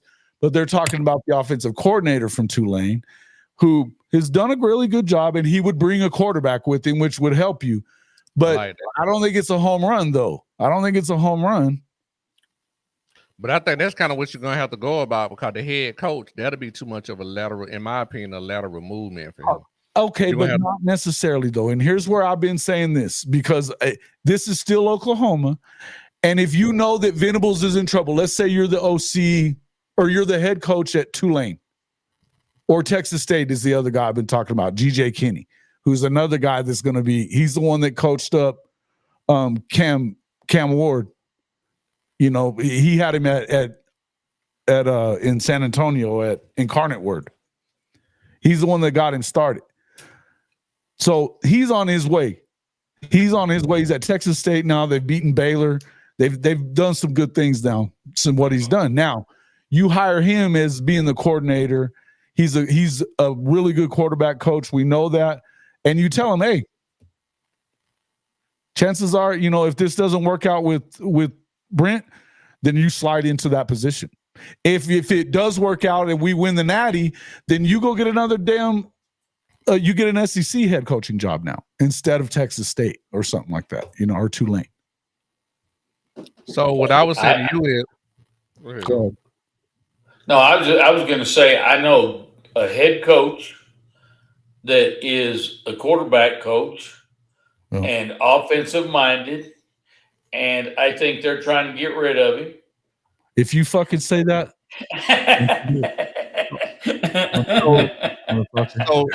So Jason, what I would say to you if I was Tulane coach, just in direct response to what you just said, no, I would stay in Tulane because I can use your job as leverage to get more money. And when they fire BV, I can still go there.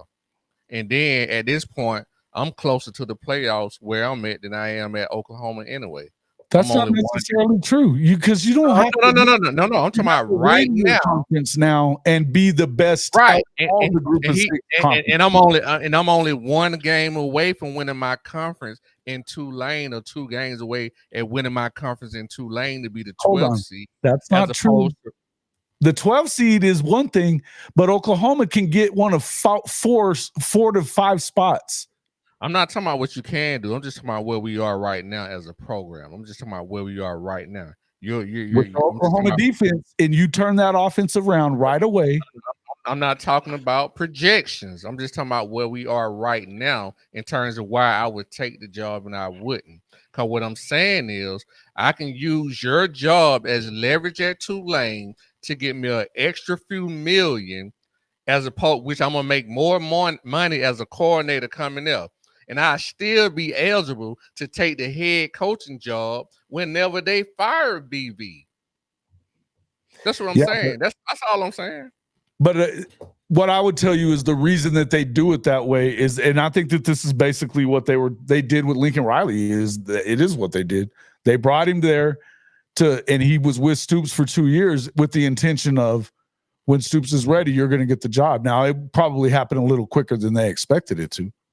But that was a different scenario, right? Stoops was winning. We knew Stoops would, and then we know he was on their way out anyway at a certain point. But if you think about it, they had an 8-5 year right before Lincoln got there. Yeah, but I'm telling you, that's a different That's when they fired Josh. They fired Josh as coordinator. Oh yeah, it would make no sense for me to take that OC job when it's already there. For I can just make more money as a head coach and got a shot to make him play out at Tulane. Who's to say that you can make more money at Tulane than you'll make as the coordinator at Oklahoma? You are.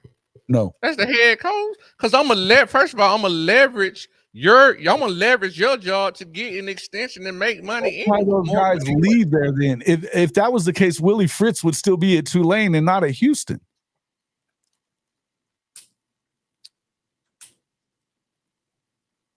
Because he was in a lot better shape to get to the playoffs there than he is at Houston right now. You know what I'm saying? Man, you talking about apples and oranges, but I give you. What I'm getting at is no, Oklahoma has the money to pay you like 3 or 4. Look at Clemson. BV was making $4 million as the DC at Clemson, right? I think it was 3 or 4 million, something like that. You know better. But then now he's making 7, a little over 7. Okay. But Levy was making over 2. And right now you're in that position where you probably go a little higher than that because you have to. Plus you get an opportunity to where you can take all you have to do. Look, you've got talent in the room. You'll have talent in the room. Why wouldn't, to me, I feel like and I'm not saying that's necessarily going to happen. I know a lot of people don't think it's going to happen. I don't agree with them though. I do believe that I think you open up the checkbook. Mike Boganowski Sr. said yesterday on the show in the morning, you got to make Will Stein say no to you 4 or 5 times. And you got to jack that money up to him huge. Because he immediately settles down your recruiting problems. He had a first-round quarterback last year. He's going to have another quarterback in the NFL. He might win Dylan's up there for the Heisman now. So what does Will Stein have in the negotiation? That word I've been saying, leverage, right? He definitely has leverage, correct. But if you tell him, okay, yeah, you're about to be a head coach, but it's not going to be at a Power 5 school right now. Because you haven't been there's not a lot of power SEC programs for sure that are hiring first-time head coaches, right? But what I'm saying is when you use leverage, it doesn't necessarily go one way. It's like that's why it's called leverage. You use it to you can use that leverage. You may not even have any plans of leaving to go to Oklahoma. You use that leverage to get everything you can get where you already happy at. Possible. So what? How much do you think the OC? How much do you think they're willing to pay? No more than 2 million. At Oklahoma, No more than Yeah. 2. I think they go to 2.5 probably. Maybe even. I think they might have to go to like. It could depend. So you might go to 3. You might have to go to 3 and have him bring another coach with him. They ain't going to 3. So what you think? What you think he gonna make at Tulane as a head coach? That's my point. That's what I'm getting at. It's a good question. Let's find out. What does he make now? And this guy, he's really good. Summerall. Look at his head coaching salary and look at where OU. It's not very good. I can tell you, Tulane doesn't pay shit. No, I get that, but look at OU. Look at OU. He's making he's gonna make close to 2.7 million. He was The head coach Fritz was making gonna get as much as 4.5 to stay, but he earned $1 million at Troy. Yeah, I mean he's at 2.7 million now. Right. Yeah, but you could make the same amount and not have to, and all you have to do. My point. You use that as leverage. But you can make the same money, if not more, without that responsibility and having as a head coach. At Tulane, you don't ever have the at Tulane. But it ain't about that. You still, as a head coach, you taking your program, getting a shot at the playoffs. You're a small fish in a big pond. You live in large. And then whenever Oklahoma want to fire BV or anybody else, I can still pull that trigger. I'm winning all the way around. I don't know that you can. If they offer it to you and you don't take it when you're the head coach, why would they offer it to you later, the head coach? No, you offering it to me as an OC. What I'm telling you is when you fire BB, I'm going to take it as the head coach because that's the whole reason you bringing me there anyway. On contention of me taking over. And I don't necessarily disagree with you wholeheartedly, but I do think if you can make the same amount as a coordinator, then what are you going to make as a head coach when you get that job? If that's and look, even more. Here's the bottom line, guys. There's 2 pathways, and y'all are both talking a different pathway, and both of them are viable pathways. They are. I think you have to open the checkbook up if you're OU and make the right money. Look, at this point, you have a defense that can compete. It's going to be even better next year. You've got that coming. You've got a 5-star lineman, another guy that probably could be a 5-star. They have the best line class in the country if they hold it, right? You got to hold it, obviously, but you have that. You do that plus your defense. That's a good situation and it's still Oklahoma, man. But you need to get that guy because right now you have screwed up. You're muted. Do you see where Zof is in that? Is it Zofix? Yeah, leverage is a factor, but so is Brandon. So you see, but I agree with you saying, but what I'm saying is Zofix, and the same thing I'm saying to Jason's point is the whole reason you're gonna bring in Tulane head coach possibly is because you want him to be the successor anyway. So you're gonna pay him a little bit more money. Not necessarily though. So you don't bring him in, like you say, if it don't work out with BV and he could possibly take over. I don't think he gets the job as head coach right now. I think you have to. No, I'm not. I'm saying he come in as an OC. What I'm saying, I think for the guy at Tulane to get the head coaching job at Oklahoma, he will have to have been at Oklahoma. That's what I'm saying. You bring him in as the OC with the likelihood he's the OC / co-head coach title. Correct. So yes. So what I'm getting. No. So what I'm getting at to that point, what I'm saying is, if you're gonna bring me in with the possibility of me at some point being a head coach, I'm gonna stay at Tulane and leverage your opportunity to get money.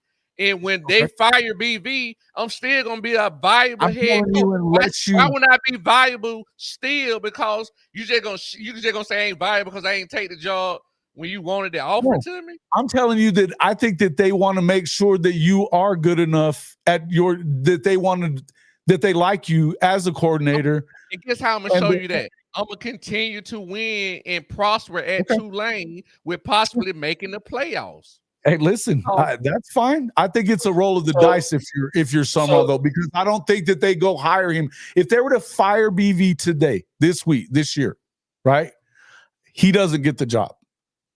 He was never the head coach. He will only be the OC anyway. That's my whole point. He's only coming there for an OC, so it's a lateral movement in sense of all of that. You're not listening to what I'm saying either, though. I get what you're saying, but I'm telling you, they wouldn't, if they fire BV this year, they don't hire John Summerall to be the head coach there. They don't.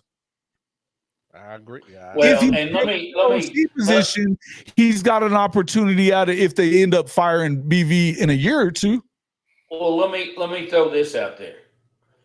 If he does come as the OC, let's just say he did, and I'm gonna put myself in his shoes. If I come take the OC's job at OU, money-wise, I'm going to be making about the same as I am at Tulane. So that's not a big deal. I mean, if I'm going to go, I want to make more money. I'm the head coach where I'm at, where I run the damn show, and nobody else does. The other thing, if you bring me to OU and you tell me, well, you know what? If we have to fire BV, you're going to take over. Well, I hired your ass to help BV be successful. So if BV, I ain't gonna never get the head coach job, right? There's a level of success that we're talking about, though, right? Exactly. Right. Because if they do fire BV's ass, guess what? His ass is gone too. Maybe. Now he may not be a head coach. Let me tell you what my feeling is on that. I get what you're saying, because that could put you in a bad position as the OC, which I agree with you on that. I don't want to roll the dice. No, but the reason I'm talking about them firing BV, though, is not because you're not going to win a lot of games, but you may not be, if you don't feel like, what did we just talk about with Venables, that his decision-making during certain times is not great. So let's say you're in a bunch of games, you have a chance to go win an SEC championship, but you don't get it done because he's still not taking that next step as far as game management is concerned. You fire him for that. You're not firing him because he's a terrible coach. His defense is doing great, but you're firing him for that. But that's when, it's because you just know, yes, we love what you've done with the defense. Yes, we love this. But when we get in these close games, you're not handling it. And that happens. But again, as a head coach, you're going to make better decisions when your offense is kicking the shit out of people. That's true. It don't matter if you make a bad decision, because it's going to be covered up by the offense. They do make deals like this all the time, though. This happens. I'm aware, but I don't think this is one they're going to make. Yeah, as a businessman, it's more risk and less reward to do that deal. That's all I'm saying. Yeah, I agree. That's all I'm getting. It's just more. It's more risk and less reward because you're getting the same money. You don't have the same protection. Like if I'm gonna get the same money, I'd rather run my own shit than have a chance at making the playoff to be in the OC with BV trying to make the playoffs, getting the same money. I got more protection as a head coach in the small pond. Even if I don't make the playoff, if I'm just still playing for my conference, it's less risk, bro, with the same money. That's all I'm saying. And then if I still have the eligibility, the possibility to be your head coach at some point, I take that at some point, because if I'm successful at the lower spot, I'm gonna always be a candidate for you. You like me anyway. Possibly. You could be right on it. You may be right there. I understand retirement is everything, but I think it just depends on it depends on the player. I think it depends on the coach, depends on who he is and what he's wanting. And look, it's a good situation right now at Tulane because of the fact Willie Fritz left it in a good situation, right? Yeah, he did. And then they went and got a really good coach in John Summerall. He's done a great job. He was doing really good at Troy. Really good at Troy. But and here's the other thing. The offensive coordinator, Craddock, I think he's pretty high up the list. So if they go do that now, if you go do that and you bring your quarterback with you, which they've got a good quarterback down there, and this guy's done a good job. And Craddock's been a coordinator in the SEC also. Now, it was at Arkansas. It wasn't a good thing when Chad was there. I got a Year, question. I got a question that I pose to the panel, and it's off of Zofix. I like the question, and I pose it to the panel, especially with Coach being a head coach. I don't know if Coach was a defensive guy or offensive guy, but so he was talking about the timeouts that BB. Okay, he was talking about the timeouts that BB was taking. But once again, generally when if you're an offensive guy or a defensive guy as a head coach, the team generally takes on your personality. So what you think you feel more comfortable about to Jason and Coach? What's more comfortable? Do you feel better when the offensive coach take times out on defense or offense?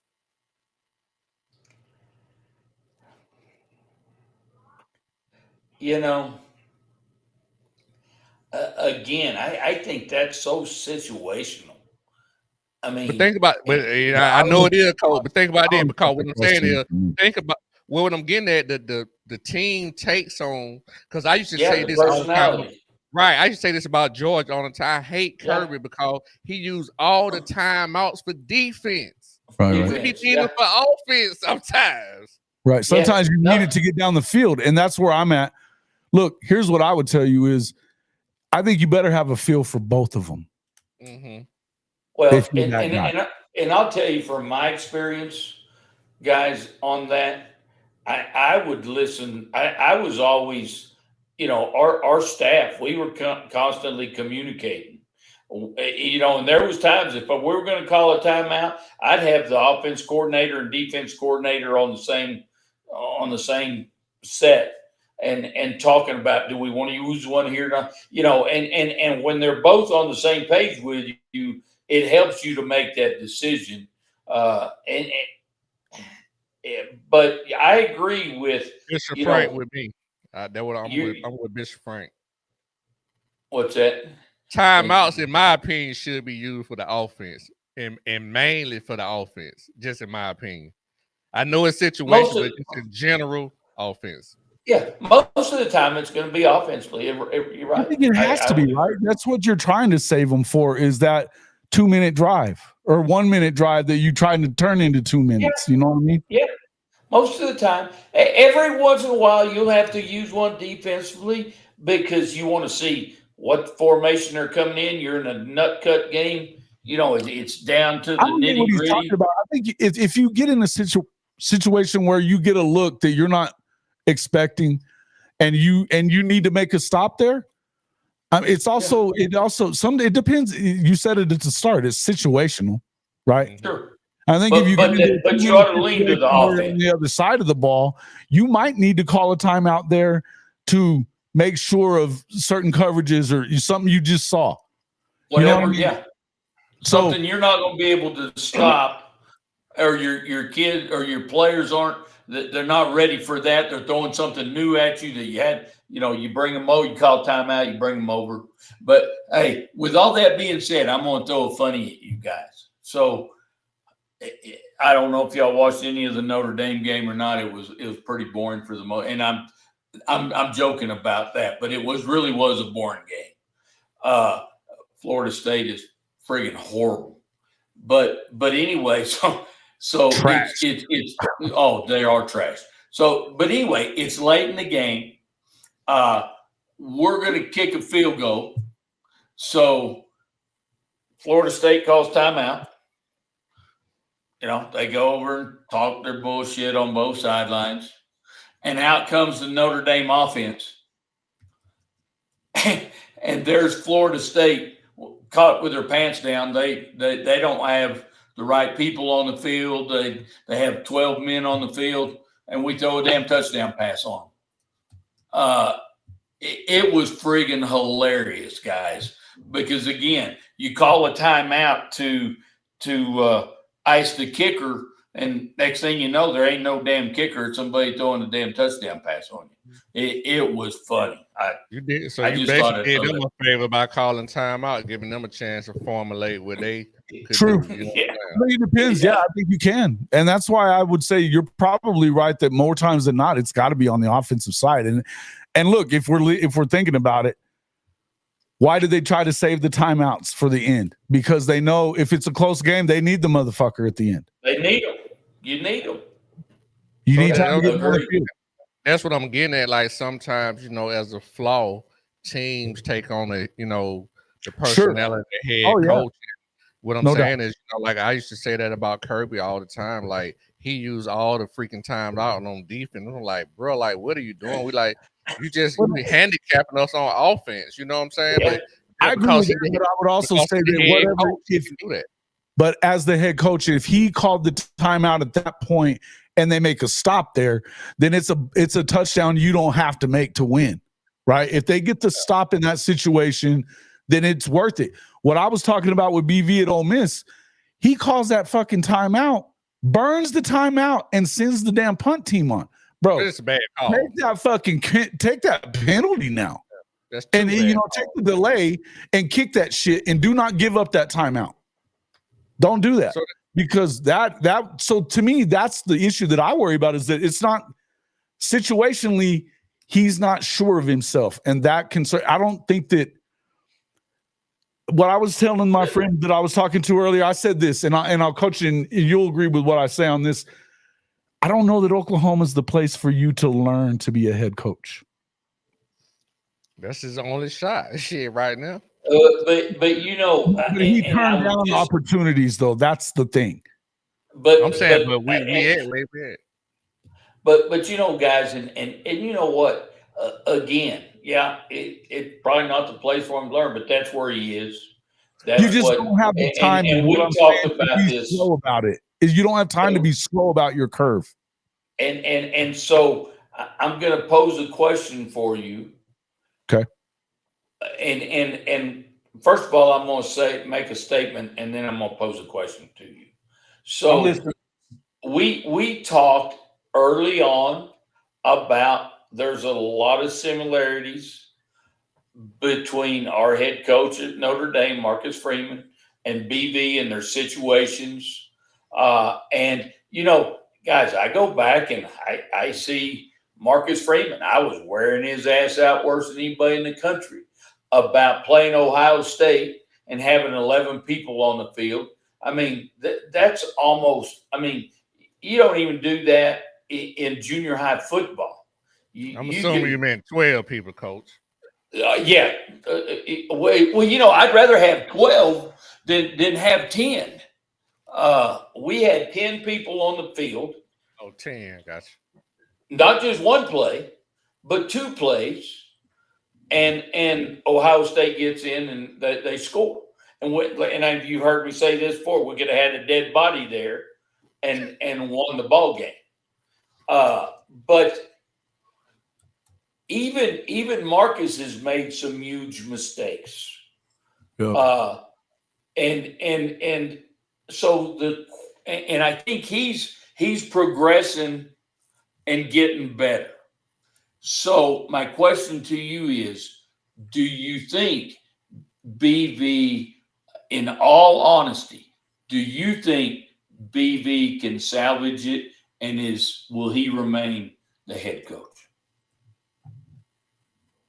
If he can salvage it by getting, you think he'll turn around the issues that he's got as far as not sitting in on offense?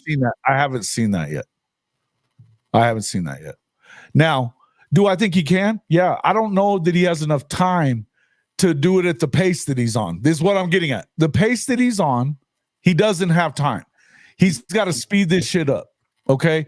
So you better get the best. That's why I've been telling you, you better get the best fucking guy out there that you don't have to work, because you don't have to change who you are and I have to start worrying about offense. You get the best guy. Because somebody asked me up here that one guy has the experience and we wouldn't need to worry about him running off for a head coaching job soon. First of all, I don't worry about that, because I'll tell you why. If your OC position's a revolving door because you're doing very well on offense and winning football games, then you're going to get more good OCs. You're going to continue to get very good OCs, right? I'm going to ask you one more question. So we talked about quarterbacks earlier and talked about with the way the quarterback shit's been going there. You know, what does that do to your quarterback room? It makes it tougher. So do you think with what's been going on at OU now, is it going to be a little bit tougher to hire a good OC? I mean, if I'm an offense coordinator and I'm a hell of an offense coordinator, do I want to go to OU right now? Well, I mean, you're going to win a lot of games if your defense is good. I mean, can I say, are you so, Coach? And this is kind of what I'm getting at. Are you saying, I'm not putting in words in your mouth, but are you basically saying how attractive of a job it is right now? It's not a lot of security with BV. Right now, and right now, that's the debate that you're having right now around in the Oklahoma circles is, will you get a good guy because of the fact that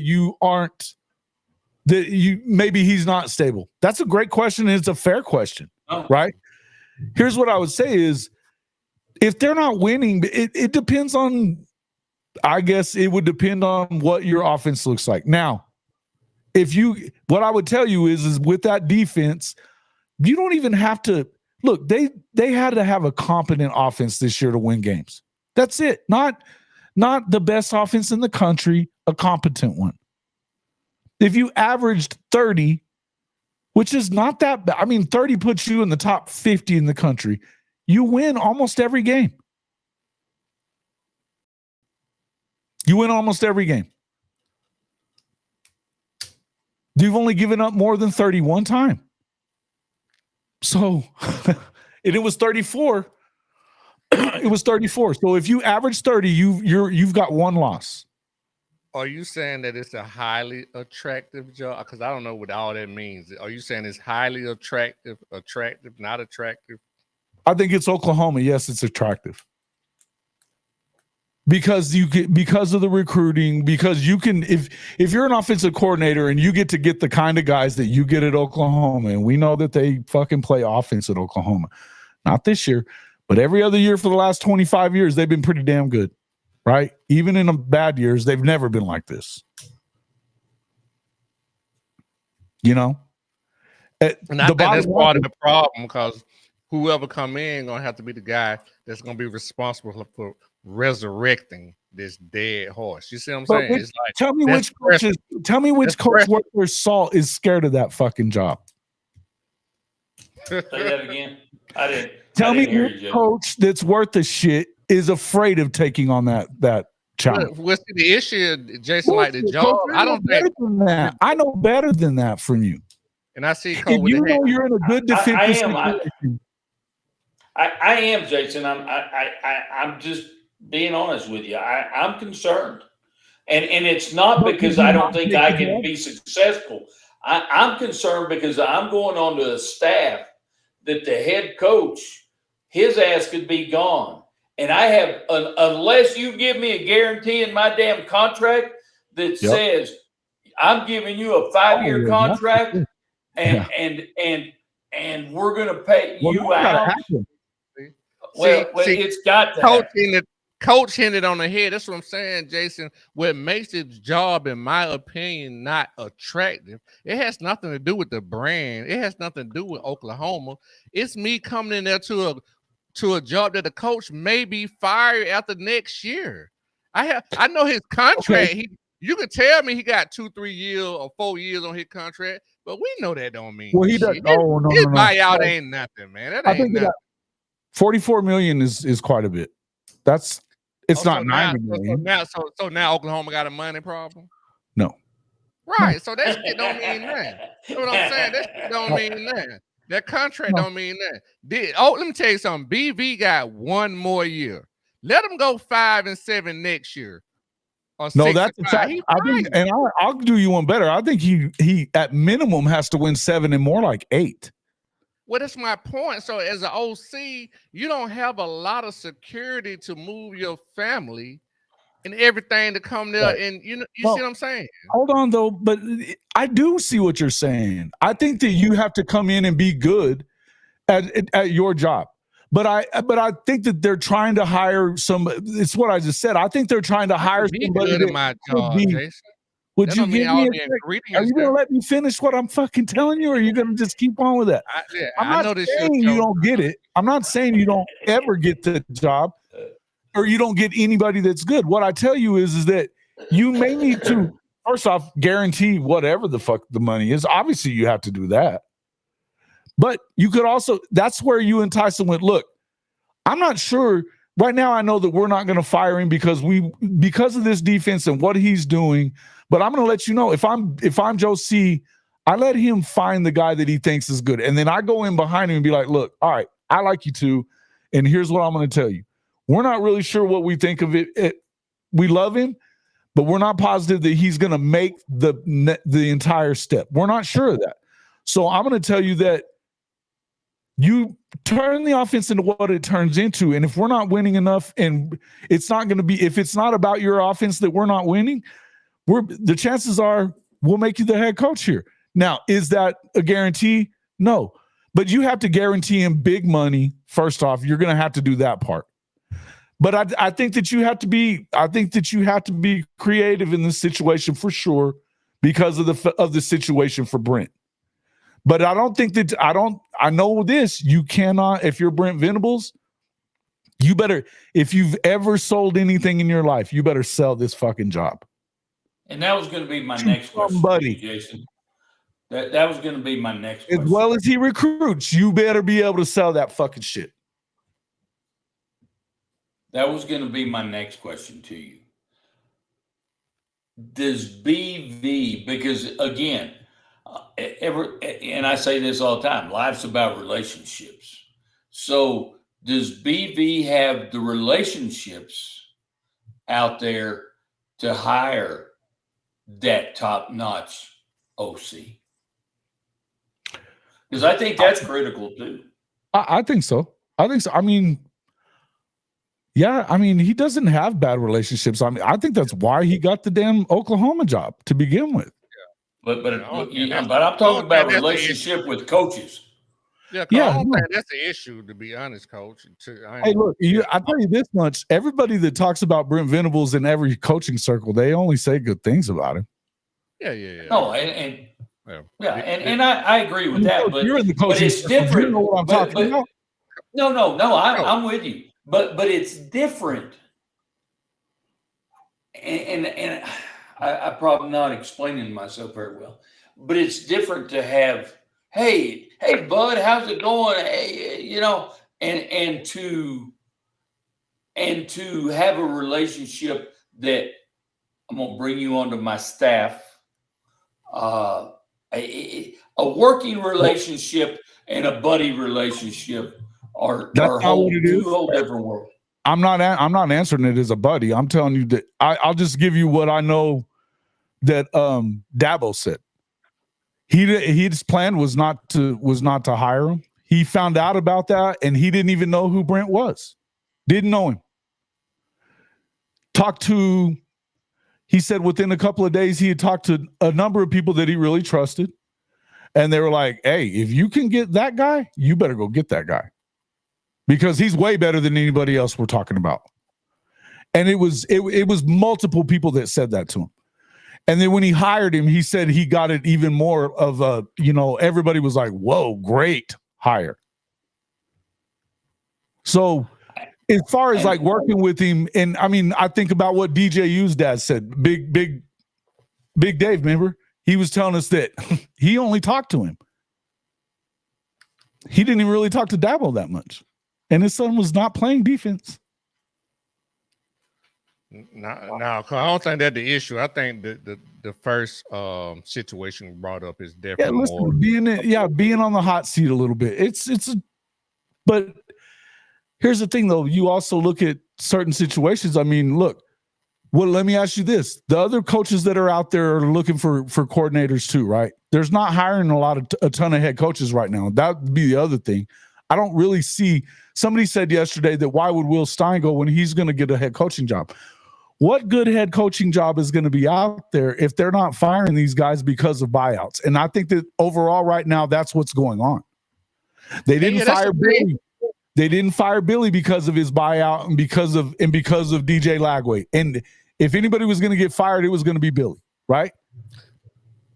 And that's the thing to your point, Jason. I agree with you 100% to that. That's a great point. Like, this is about timing. Just because, a certain job comes with, that don't mean I'm the right guy for it or I want to take. Like, it's all about time. A lot of things have to fall in place. There's a lot go into wanting to take a head. Yeah, look, is it a winnable? I mean, some of the people that are going to fire coaches this year, you may not want to touch that job.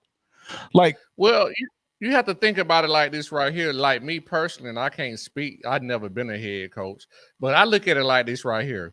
If I'm going to move, I'm going to take a head coach job. I'm going to move myself and my family because most coaches are married and got families. Sure. I need to have the next 4 to 5 years of my life secured.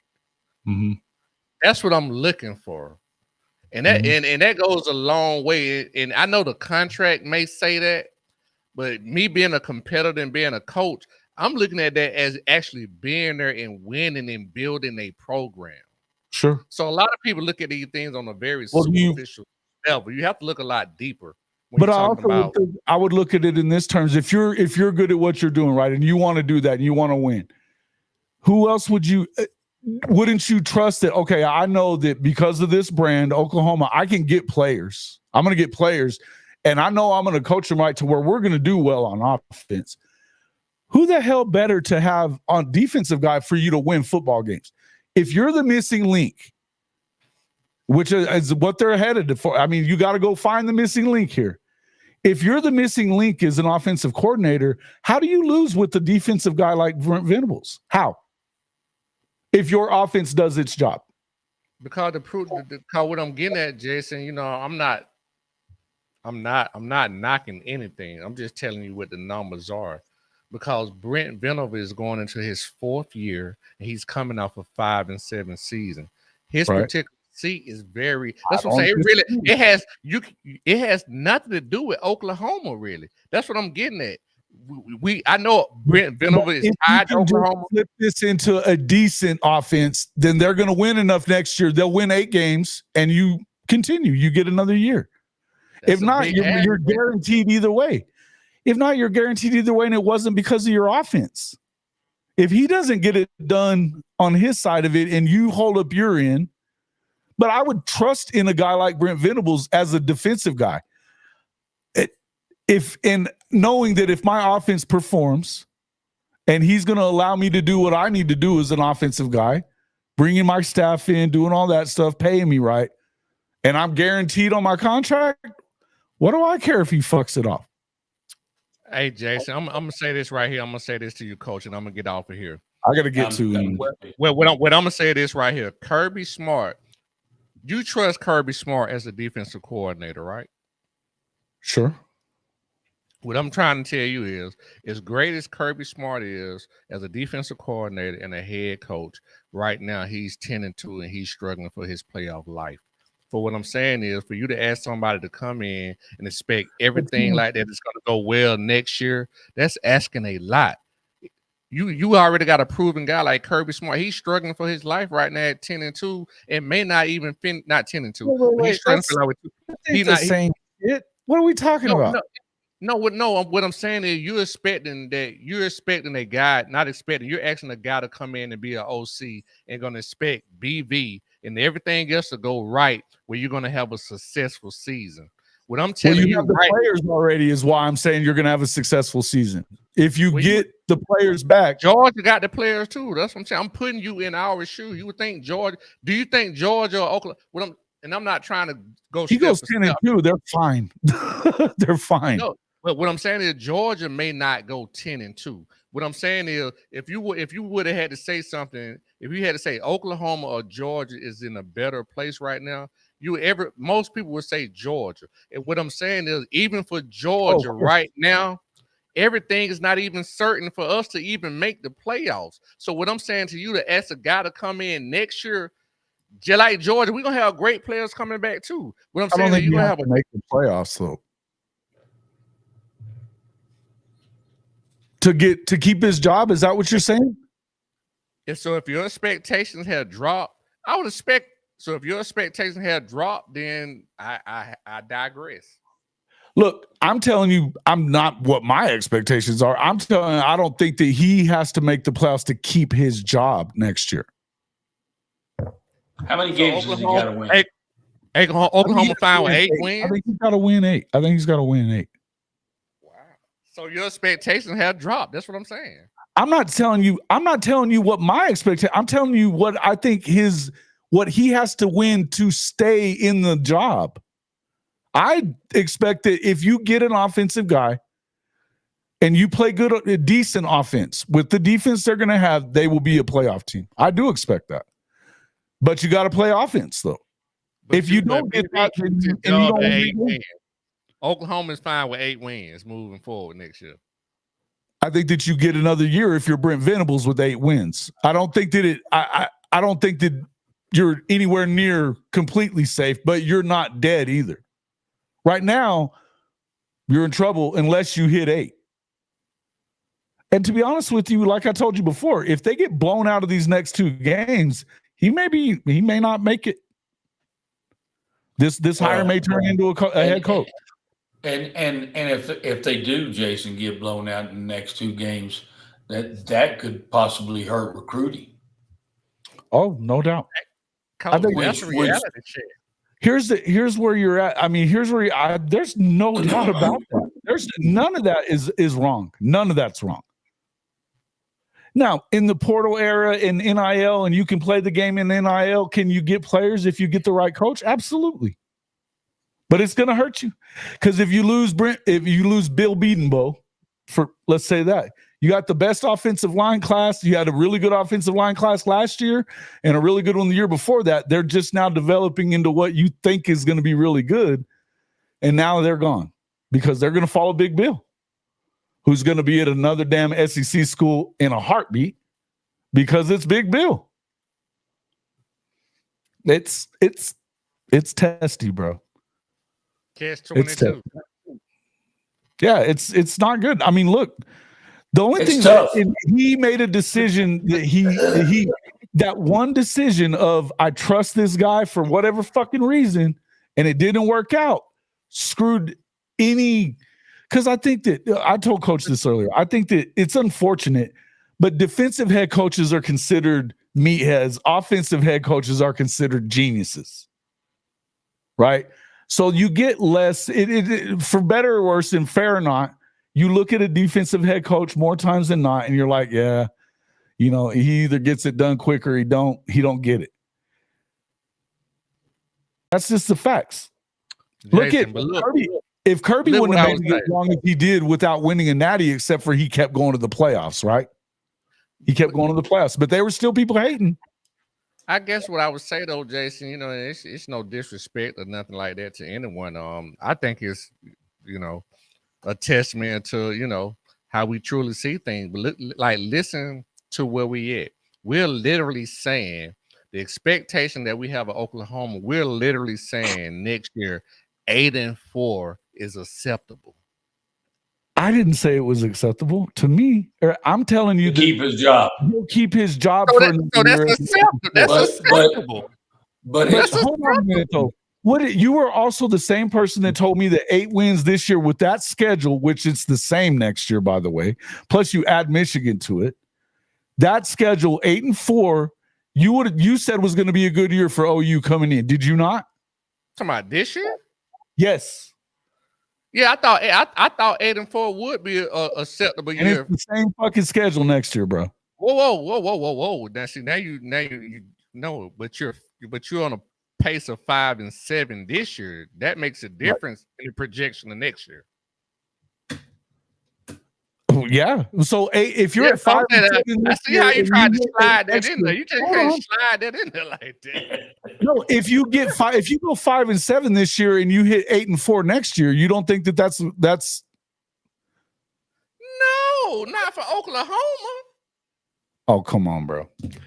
Listen, you told me 2020. No, you told me 2025 y'all were winning the national championship. Am I right or wrong, Coach? They told me 2025 was the year. Now you telling me 8 and 4 that should be the year that they compete for all of it. Absolutely. I have said that. That was the year to target it. Yeah. But now you telling me 8 and 4 is a I'm not telling you that's my expectation. I'm telling you if they have an offense, if they can put up points next year, they do have a team that can win the national championship. If they don't, they won't. But for him to keep his job at Oklahoma, he has to win 8 games. That's what I'm telling you. So that's acceptable. 8 and 4 is acceptable. You're gonna let him keep his job. That's acceptable. I'm not telling you it's acceptable. I'm telling you that's what his boss decided is you said for you it's not acceptable. I get what you're saying. No, I don't. I'm not saying to fire him over 8 and 4 either, but I'm telling you that's my expectation because I think that if you do a good job on the defense, which he has done, and you have a decent offense, that you can still go do that. Okay, so I'm gonna say this right here, and I'm hell. That's why y'all don't put have me on the show. But I always say, I didn't say I'd be happy. I always say this, Coach. And just tell me if I'm wrong, Coach. I say y'all ask me the question when you get a new head coach. I say he needs at least 4 years to be able to build a program. 4 to 5 years. Okay. In 4 years. Talking about hold on. In 4 years, if Brent Venables in 4 years would be 5 and 7, 10 and 2, 5 and 7, and 8 and 4. What's his overall record? He barely 500. No, he was 6 and 7 year one. So go 5-7. That's 500 pretty much, or little 2 games under. Plus you had a 10-win season and then an 8-win season. You're above 500 though. No, I'm not saying it's record. What's his record in 4 years? Here's so where you're I'm acceptable at being a 500 team. Oh no, never. He got to go, folks. It's time to go. I don't do bullshit. Nope. No, we're not doing this. We're not doing this one because I know what you're trying to pull, you fucker. No, because here's why. I'm going to tell you why, though. In order for Oklahoma, you need to be the status quo offensively, which I've said I wouldn't ever be worried about offense. What you needed to have an opportunity to win the national championship is what he has provided you with his recruiting classes. In the trenches, on both sides of the ball, their defense is good enough. Their defense is good enough to win it. You know it is. I know it is. If Bama wins this week, next weekend, 53-3, he's gone. There's no doubt about that. There's no doubt about that. Jason, you can have the #1 defense in the nation, but if you only win 5 games, your record is 5 and 7. That's what's going to matter. The people are not going to talk about it. Listening to what I'm saying. That you have to assume that they're going to do what they do offensively. Now he could have fucked it up, but knowing that this is what they do, if they can play offense and because he has put together a good defense. Mm-hmm. You're not asking him to even be the best offense in the country. You're asking him to score 30 a game. If they score 30 a game, they only have 1 loss this year. But at this point, you got to be better than that. And he definitely dropped it. He definitely not hiring the right guy. It could have messed the whole thing up. If you don't have a quarterback, how are you going to win? Listen, Coach is the only one in the high seat. He the only one can really talk shit. We both reeling right now, so I hate him right now. Hey, I'm not talking shit, guys, because I'm telling you, we still got ball games to play. And I don't give a shit how bad USC is. It's always tough when we play at their place. So I'm telling you, I can't talk shit either, because when we get beaten week 2 by the shitty team we got beat by, I have no room to talk. Yeah. And Shelton, shut the fuck up over there with your sorry ass Gators. Who the fuck are you talking to? Shelton over here talking shit as a Gator fan. Fuck out of here with that shit. Yeah. He just happy they bringing Napier back. Yeah. Oh, that's funny. That's a bad position But to they're be not in. happy they're bringing them back, I bet you. And that would always see my top maybe.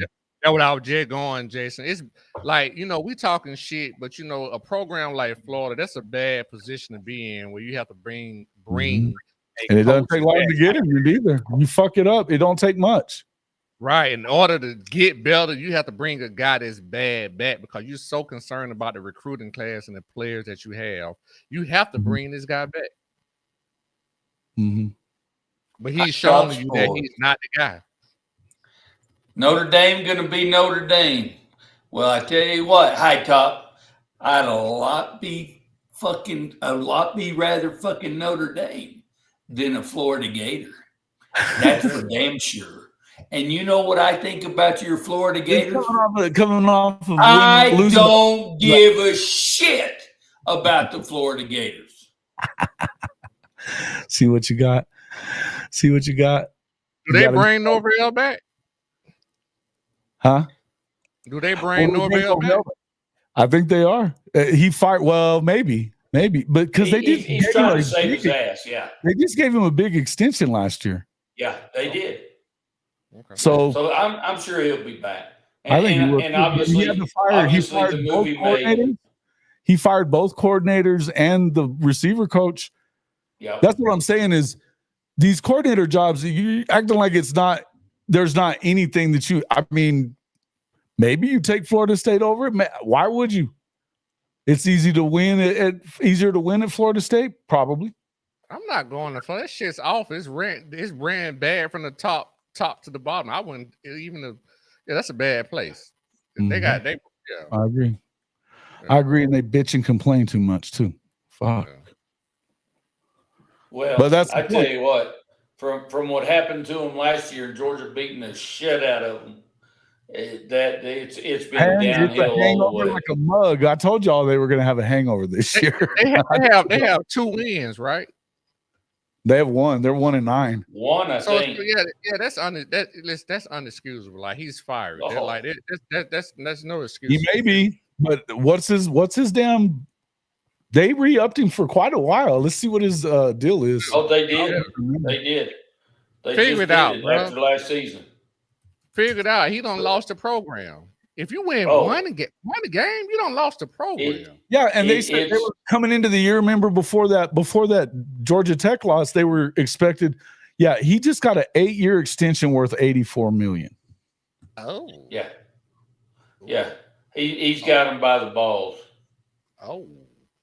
Now that makes the Florida Mississippi State game. But you know what? I hope he stays there. I hope he stays there for those 8 years. I hope Lincoln Riley stays where he's at for my lifetime. Yeah. Hell, that could be tomorrow, or it could be 20, 30 years. Who knows? But I said the same thing about Sark. I hope they're both there. Yeah, that's fair. Any predictions on Florida Mississippi State? I think. Well, didn't they already play them this year? They beat them. Florida beat Mississippi State this year already, didn't they? Yeah. They already played. Yeah. I'll tell you right here. Well, clearly Mississippi State got to be better. Florida State beat. Florida won. Florida won the game. It was early in the year. It was game 4. Oh, so that's the only team they better than is Mississippi State. Pretty much. But I don't know that they would be now, because when they changed quarterbacks, they got a lot better. Yeah. So There's Florida no- and there's no Florida, excuse Florida, for and that, Florida man. State, Florida and Florida State is the end of the year. Florida's going to be, oh man, they're both bad because Florida ran out of quarterbacks too. So, Jason, Well, I don't know if you know. hey. I did. Go ahead, Coach. Two No, monkeys. I was just going to say, Florida will beat Florida State. I guarantee you that. Yeah, Lagway's out, and they had already lost Graham Mertz.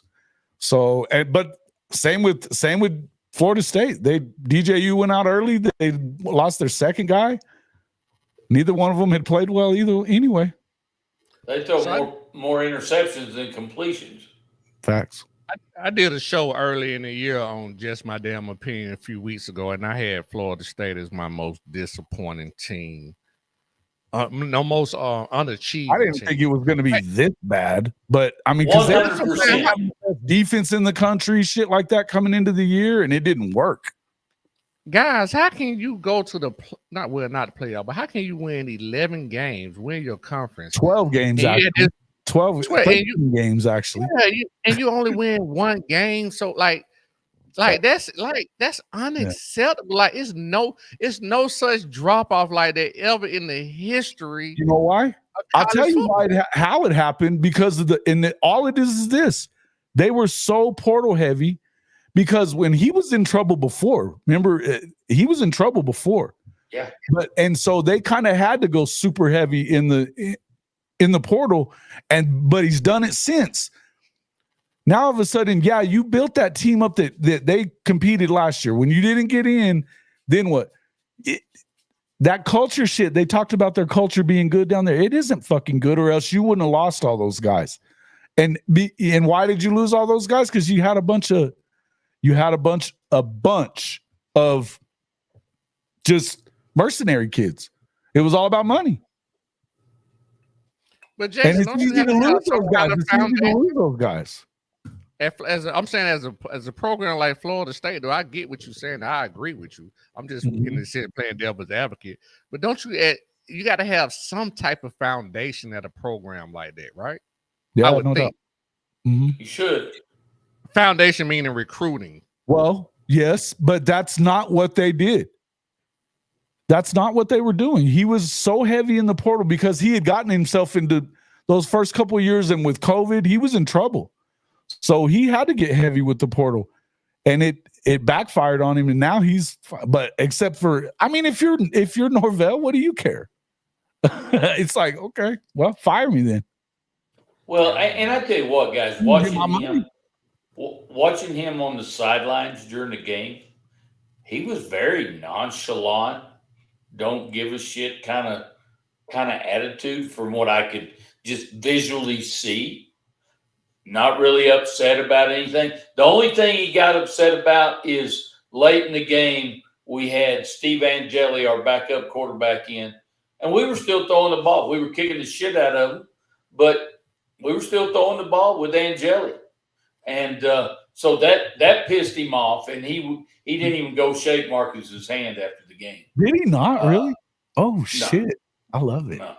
But again, and I love it too. That's how your team plays. That's what I'm saying. Like a lot of time teams take Stop the us, motherfucker. head coach. That's what I'm saying. That's how they play. That's how Florida State comes out very lackadaisical. They don't really play. You know, they just going through the motions, and that's why they only won one game. You know what I'm saying? Exactly. You're right, Shotty. I mean, he's just very lackadaisical, and hey, we're getting our ass kicked. So what? Just the look that he puts out there, and he may feel completely different. I don't know. Sterling, I don't know who said that. Who said that Sooner fans are spoiled? I think that you're spoiled. Overall, Sooner fans are spoiled by winning, but yeah, there is a standard. What are you getting at? And Jack Burton, he trolling y'all too. Oh, he is. Yeah. He's been fucking with us since we got here. He's been doing that shit since we got here. I know that shit. There ain't no doubt. Oh, there's no doubt. I mean, there's look, the expectations sometimes are probably a little much, but I would tell you this, that's not ever going to change. The standard is the standard. And that's what I was getting at, Jason. You know, and to Jack Burton, you know, just all talks. I get what he's saying because I said I have become an Oklahoma fan over the past 2 years. You know what I'm saying? Just, you know, meeting Jason, I've come a little bit more of a Notre Dame fan. That's the great thing about this community that we have. Yes. In my opinion, it makes me pay a lot more attention to teams, you know, who wasn't in the conference, but just kind of keep up with you guys. So it makes me be a little bit more focused on overall football. And with that being said, at the same time, I've been on these shows with y'all, Jason, and I've heard all the talk. So to Jack Burton point, you know what I'm saying? I get where he coming from too, because, you know, we give all each other hell. You know what I'm saying? I said something to Coach about the second the season. worst part is them losing to fucking Mizzou last weekend. I hate that one. I didn't get. I didn't see that game, so I can't really say much about it. But I know y'all lost. I didn't get to see. They were winning with. They had a 7-point lead with 2 minutes left, and they lost in regulation. No good. Nothing good came from that. So, yeah, it wasn't good. It looked. Oh, is there a quarterback? I heard there was y'all thinking about changing quarterbacks again. I heard something about it. I don't know. I mean, they may go with Casey at this point, for all I know. Oh, no idea. I have no idea. No HOF. So the third string guy. Yeah, this is 7th year as a. He played at Texas. He's played a lot. But if you were going to do that, why didn't you do that shit earlier in the year? No, at this point, if it was just a having, you know, if it had just been a problem with not having experience, then you would have already done that. That's not what it is. The fact is they hired a terrible offensive coordinator who fucked it all up. I mean, just fucked it all up. At this point, you don't go with a guy who's not coming back. You play the guy who has a chance of coming back. Might well get him. I'm in agreement, but I don't know that anybody's coming back. I don't think either one of them are coming back. Exactly. I don't think either one of them coming back either. At this point, I don't. I think you got to get in the port. You got to get in the portal. Hold on, whoa. Hey guys, now, I got to call it a night. Okay, Coach. Man, I appreciate you. We will see y'all later. Shit, it's been great. Jason, great job, Jason. Shotty, always love visiting with you too. You guys beat them, bust them. That's our custom. Talk to y'all later. Later, man. Talk to you later. Bye. Jason, you saying y'all not going to bring either quarterback back? At the moment, no. Not in. I think that you may end up with Hawkins. Hold on. If you get a really good guy that they like, you might keep Hawkins. Now, if you go get Will Stein from Oregon, he probably brings Dante Moore with him. Right? If you go get the guy from Tulane, the coordinator, he probably brings Darian Mensah with him. Because those guys are, you know, you got to figure the Tulane quarterback, he went from third stringer to he's going to be an All-American down there. He's not going to be at Tulane next year. Wow. Hey, man. But yeah. So Jay, that's what I'm saying. Like, Jason, that's what I'm saying. Like, if you lose both of those guys, like BV, man, come on, bro. You done lost 3 top tier quarterbacks in 2 years. Like, man, it's a bad deal. I told you it's not good. Ain't no way you lose both of them. One of them guys, I don't think you lose both of them. Cause one of them gonna get a chance. I'm just telling you what I'm hearing. What I'm hearing is they're both out. It could be wrong. But I know JA's gone. He was always gone. I think he was always gone. But you may have lost him by doing the yo. You said it yourself. You go back and forth in. Now you look incompetent. Yeah. Now you look incompetent. So it's tough to shed that. That's a bad look. If you lose both of those, that's a bad look, man. I'm not saying I don't know how to turn you out. better replace him with somebody, and he better kill it immediately, or you're fucked. Man. Yeah, that's a bad look right there. Wow, I didn't know that. I hadn't heard of that. I don't know for sure that I'm right. I may be wrong. I'm just telling you the feeling that I get is, and I've heard that they're both gone. I hate it because I think Hawkins is the guy moving forward, and his brother was coming too as a defensive back. His dad played at OU. I don't think you should lose him, but I think you may have. So his brother is a highly rated player as a defensive back. Mm-hmm. So that's even more pressure then, right? Mm-hmm. Wow, that's crazy, man. Wow. Damn, Jason. Oof. You can't lose both of them, man. God damn. Yeah. Yeah. Look at what he's saying here, though. Lost 4 fumbles, but was within a score, and really within just not fucking it off on that last fumble of beating Mizzou. So it's not like they're that far. This is the other reason that I don't think that it's that. You can look at circumstances. You could look at the box scores and be like, yeah, they lost these games. Or you could actually look at what you got on the team and be like, yeah, I could see, just like the reason that I said before going into last year that I expected Oklahoma to win 9 or 10 games. Nobody really expected that because they'd only won 6. But I was like, they're going to win 9 or 10. And they did, because their losses had 5 of those 6 or 5 of those 7 losses the year before had been by 1 score, 4 of them by 3 points. Same thing. This is a situation that only 2 teams have scored more than 30 on you. 2. So Jack Burton just put that great comment out there, right? Yep. So Jack Burton, to you, if you're still on the show, you watching. He just put it up. I know. I'm saying you just put the comment in at 12:30. It's 12:32. I gotta get the fuck out of here. How much? I just want to know how much time you give BV. That's all. Yeah. And that's what I'm saying. I think that the school gives him another year if he hits 8 wins next year. Okay. All right. If he but from there you have to continue improving, I think. Right. And I think that's fair. My expectation is still going to be, because I have a problem with losing these quarterbacks. If you don't get them back and you don't immediately go back to that, I have a problem with it, because you just moved one problem to the other side is all you did really now. Mm-hmm. So I can just tell you where I'm at on it. And I love BV. I hope he is the guy. I don't know how much I trust in it at this point, because of certain things that I just don't really trust anymore. You know what I mean? Okay.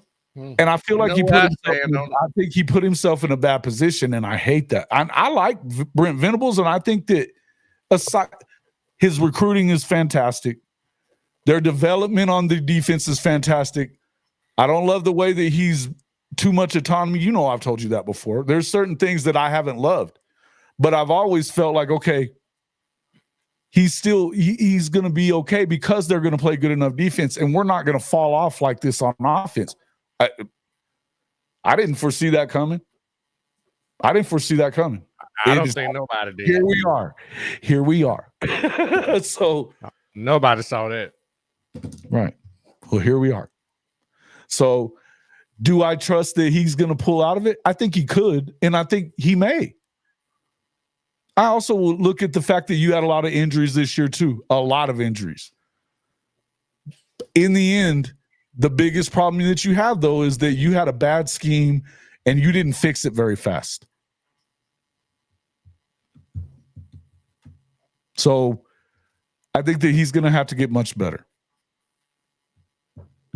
If OU had Mizzou's schedule, 10 wins would be the minimum expectation. With the schedule that OU was given, 8 wins is the minimum, in your opinion. He needs 8. I think he needs 8 too. I think he needs 8 to keep his job. I'm not telling you I'm happy with 8. I'm telling you 8 keeps him from getting fired. Okay, that's interesting. Okay. All right. I'm not his boss. I don't get to make that choice. I got you know what I'm saying? Yeah. But I think that obviously they owe him enough money that they don't really want to have to fire him next year. They damn sure don't want to do it this year. But I'm not telling you that it's over. He's out of the woods yet, because I don't think he is. You can't lose 40-0 against Alabama and still at home, because it's embarrassing as it is. That'll be really embarrassing. Could it happen? Yeah, it could. It could. I know it's a big jump, but I think he need to win 10 games next year. Mm-hmm. Well, I would feel better about him winning 10 games because, next year. Because that would have been the expectations anyway if this year wouldn't have went the way it went. Sure. Okay, that's fair. But if you've lost quarterbacks over it, if you're giving him a pass for what happened with this offensive coordinator, you have to give him a pass for what happens because of it. Okay. Don't you? If you've now lost the quarterback room because of that, and you've given him the pass and brought him back anyway, I think you have to, if you're the athletic director, you have to alter your expectations then. I mean, yeah, you could. You could. I'm not disagreeing with you. You could, but like I said, I'm just looking at the overall thing. At the end of the day, it's about what you've done for me lately, and I'm looking at your 4 years. We're giving you 4 years. And now I got to look at giving you 5 or more. It's gonna be tough. It's gonna be tough for me to bring you back for 5 or more after your first 4. That's just where I'm at with it. Money, well, and you know how money will have a piece of it. It's not all of it though. But I don't. And that's what I'm saying. I think that they want him to succeed. They like Brent, and they believe in Brent, and they've watched him recruit good enough and change that defense around. I think that he got some credit there too. I would tell you that. I would tell you that part. Now, coach. I'm calling you coach, but Jason. But you got worse on the other side. It's the same difference. You stayed pat. That's what I'm saying. Now and matter of fact, I ain't gonna even say you stayed pat. You kind of got worse because I already scored points. You at least to fix an offense or a defense though. No, what I'm getting at is just at least you was outscoring folks and you was going to the big games. Oh, I know where I'm at. I know where I'm at on it. So that's what I'm saying. So it's like to win a natty, because let's just be real here. Mm-hmm. Oklahoma, it's not about winning. Nobody gives a fuck about going to the playoff. I can promise you that. They want to win the natty. If you're not able to build a team that can win a natty, nobody cares. Mm-hmm. That's just the reality here. Right. And here's the other thing. Yes, BV was sabotaged by Lincoln. There's no two ways around it. There's a lot of things. But the question I had for you was, is it harder to fix an offense or a defense? I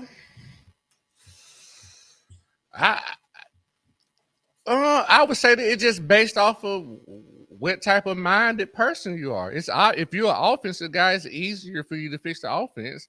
And if you defense, but if you've got a good defense right now, and if let's say you are that guy, but you can hire a guy that can get the job done, it may hurt you.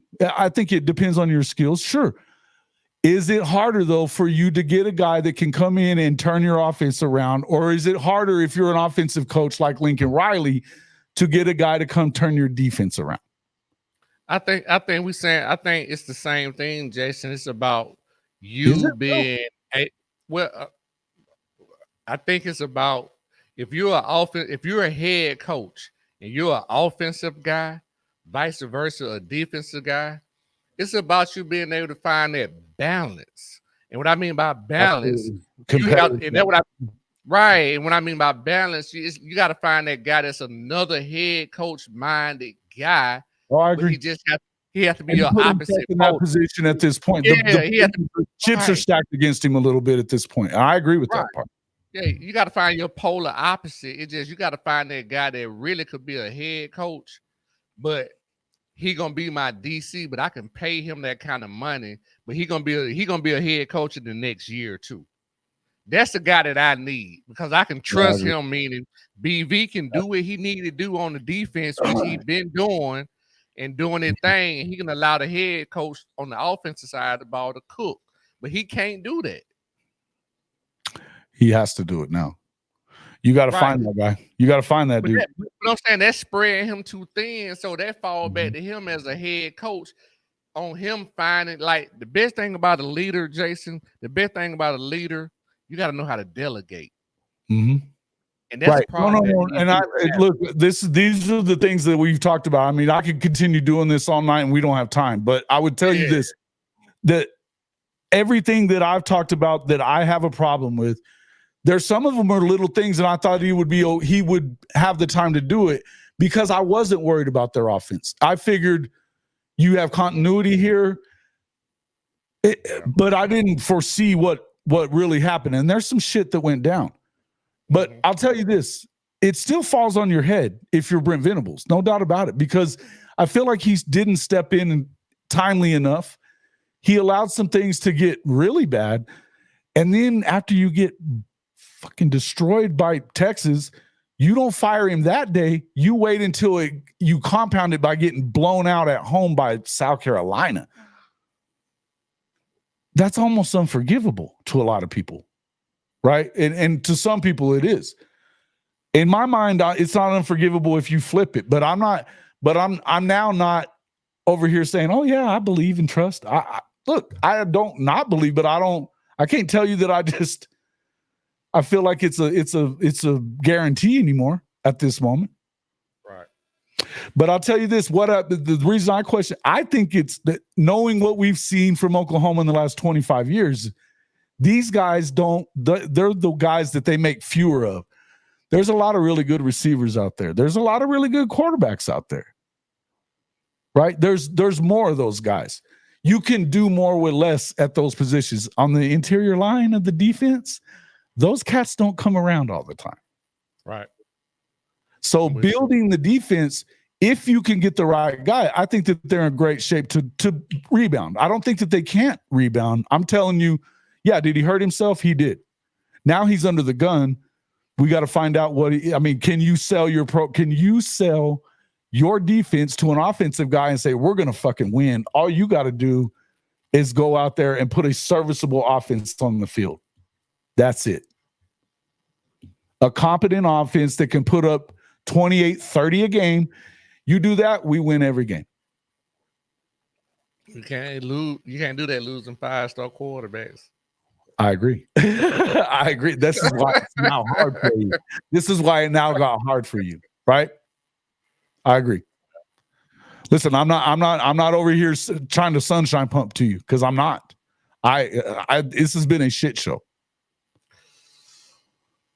Yeah, man. It's tough. Colorado, Eric, is also in the Big 12, not the SEC, and doesn't play the schedule that Oklahoma plays. It's not the same thing. It's not the same thing. Right. For sure. So do I think it's all over with? No. Do I think it's all over with? No, I don't. Am I going to sit here and tell you I feel without a doubt that they're going to go win the Natty next year now? No, I'm not. I'm not doing it. The expectation is if you can keep Michael Hawkins, or you're able to get a guy like one of these guys, like Darian Mensah if you get the Tulane guy and he brings Mensah with him, Mensah's a stud. Dual threat, whatever. If you get one of those kind of guys that can take over the game as a quarterback with his legs or his arm, and you have a good offense, the defense will be good enough to get you to the playoff next year. It should be. But that's it. Again, but I gotta wait and see who they get, who you hire. You lose Danny Stutzman, right? Yeah. But they've raised the floor on that side of the ball, bro. Stutzman wouldn't have ever recruited Danny Stutzman. Maybe he would have because but Danny's a worker more than he's a great athlete. And he's a very good athlete. I think that he could have grew into a defensive end. They didn't recruit him at Clemson, I'll tell you that much. He knew who he was. Yeah. Okay. So, but the guys I'll tell you this, Samuel Omosigo, the next guy to take that spot is, athletically speaking, it ain't no joke. and he's learning more, and he's getting better and better right now. They've got the group. We had guys that, we lost an all SEC player that went to Kentucky because we got a younger guy who we thought was going to be a baller. And he's athletically better, but he's having some problems. CJ Allen, we having some problems at inside linebacker. So, you just kind of, it just ain't always greener on the other side. But I get what you're saying. We're going through that now, but, yeah. We'll see what happens. But I'm saying, well, he's out of eligibility either way. You lose him, Right, he got. And it sucks that they wasted his last year. I wouldn't say wasted it. I think that he came back wanting to win, but he was a day 3 guy. Maybe he may have found himself, or he was a day 4 or 5 guy. He probably finds, how middle linebackers, they don't go in the first round hardly ever. But he's had a great year. He's going to be an All-American. He's in the running for the Butkus Award. If he does, he's a second, third day guy now. So it didn't hurt him.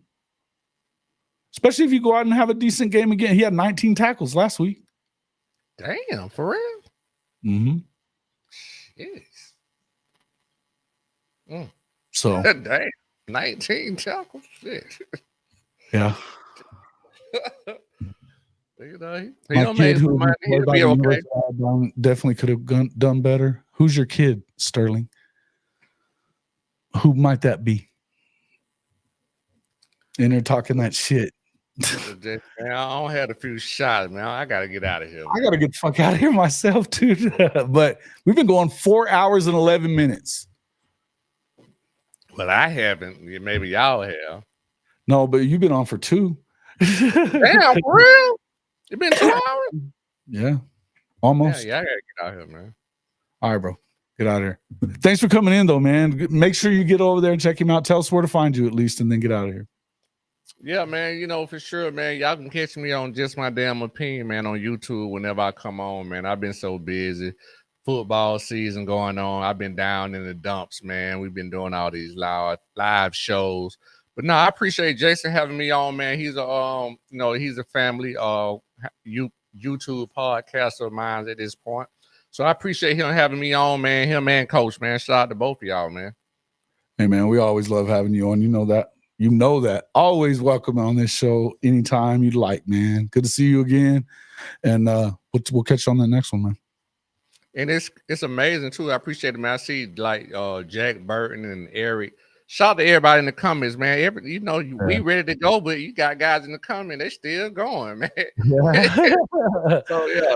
Hey, man, they'll hang around and watch forever. And this is what I love about doing this, man, is that you can go back and forth with people all day long. I can just turn it on and start talking.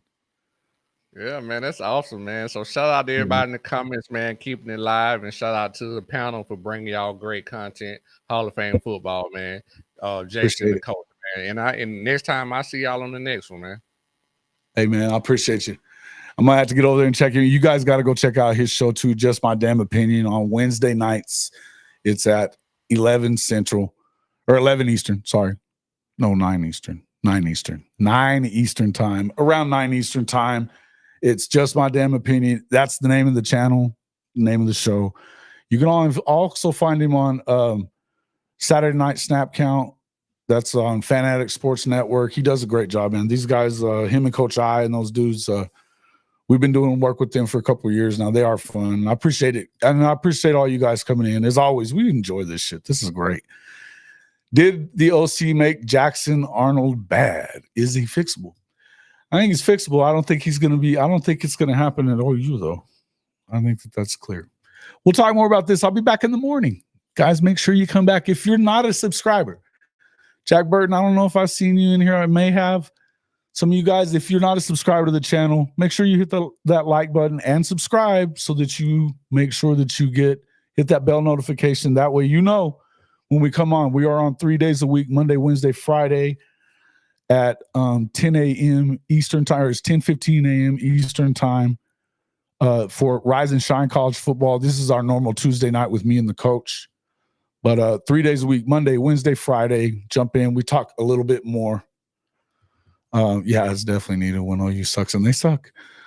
It was bad. Marcus, what's up, my guy? Good to see you.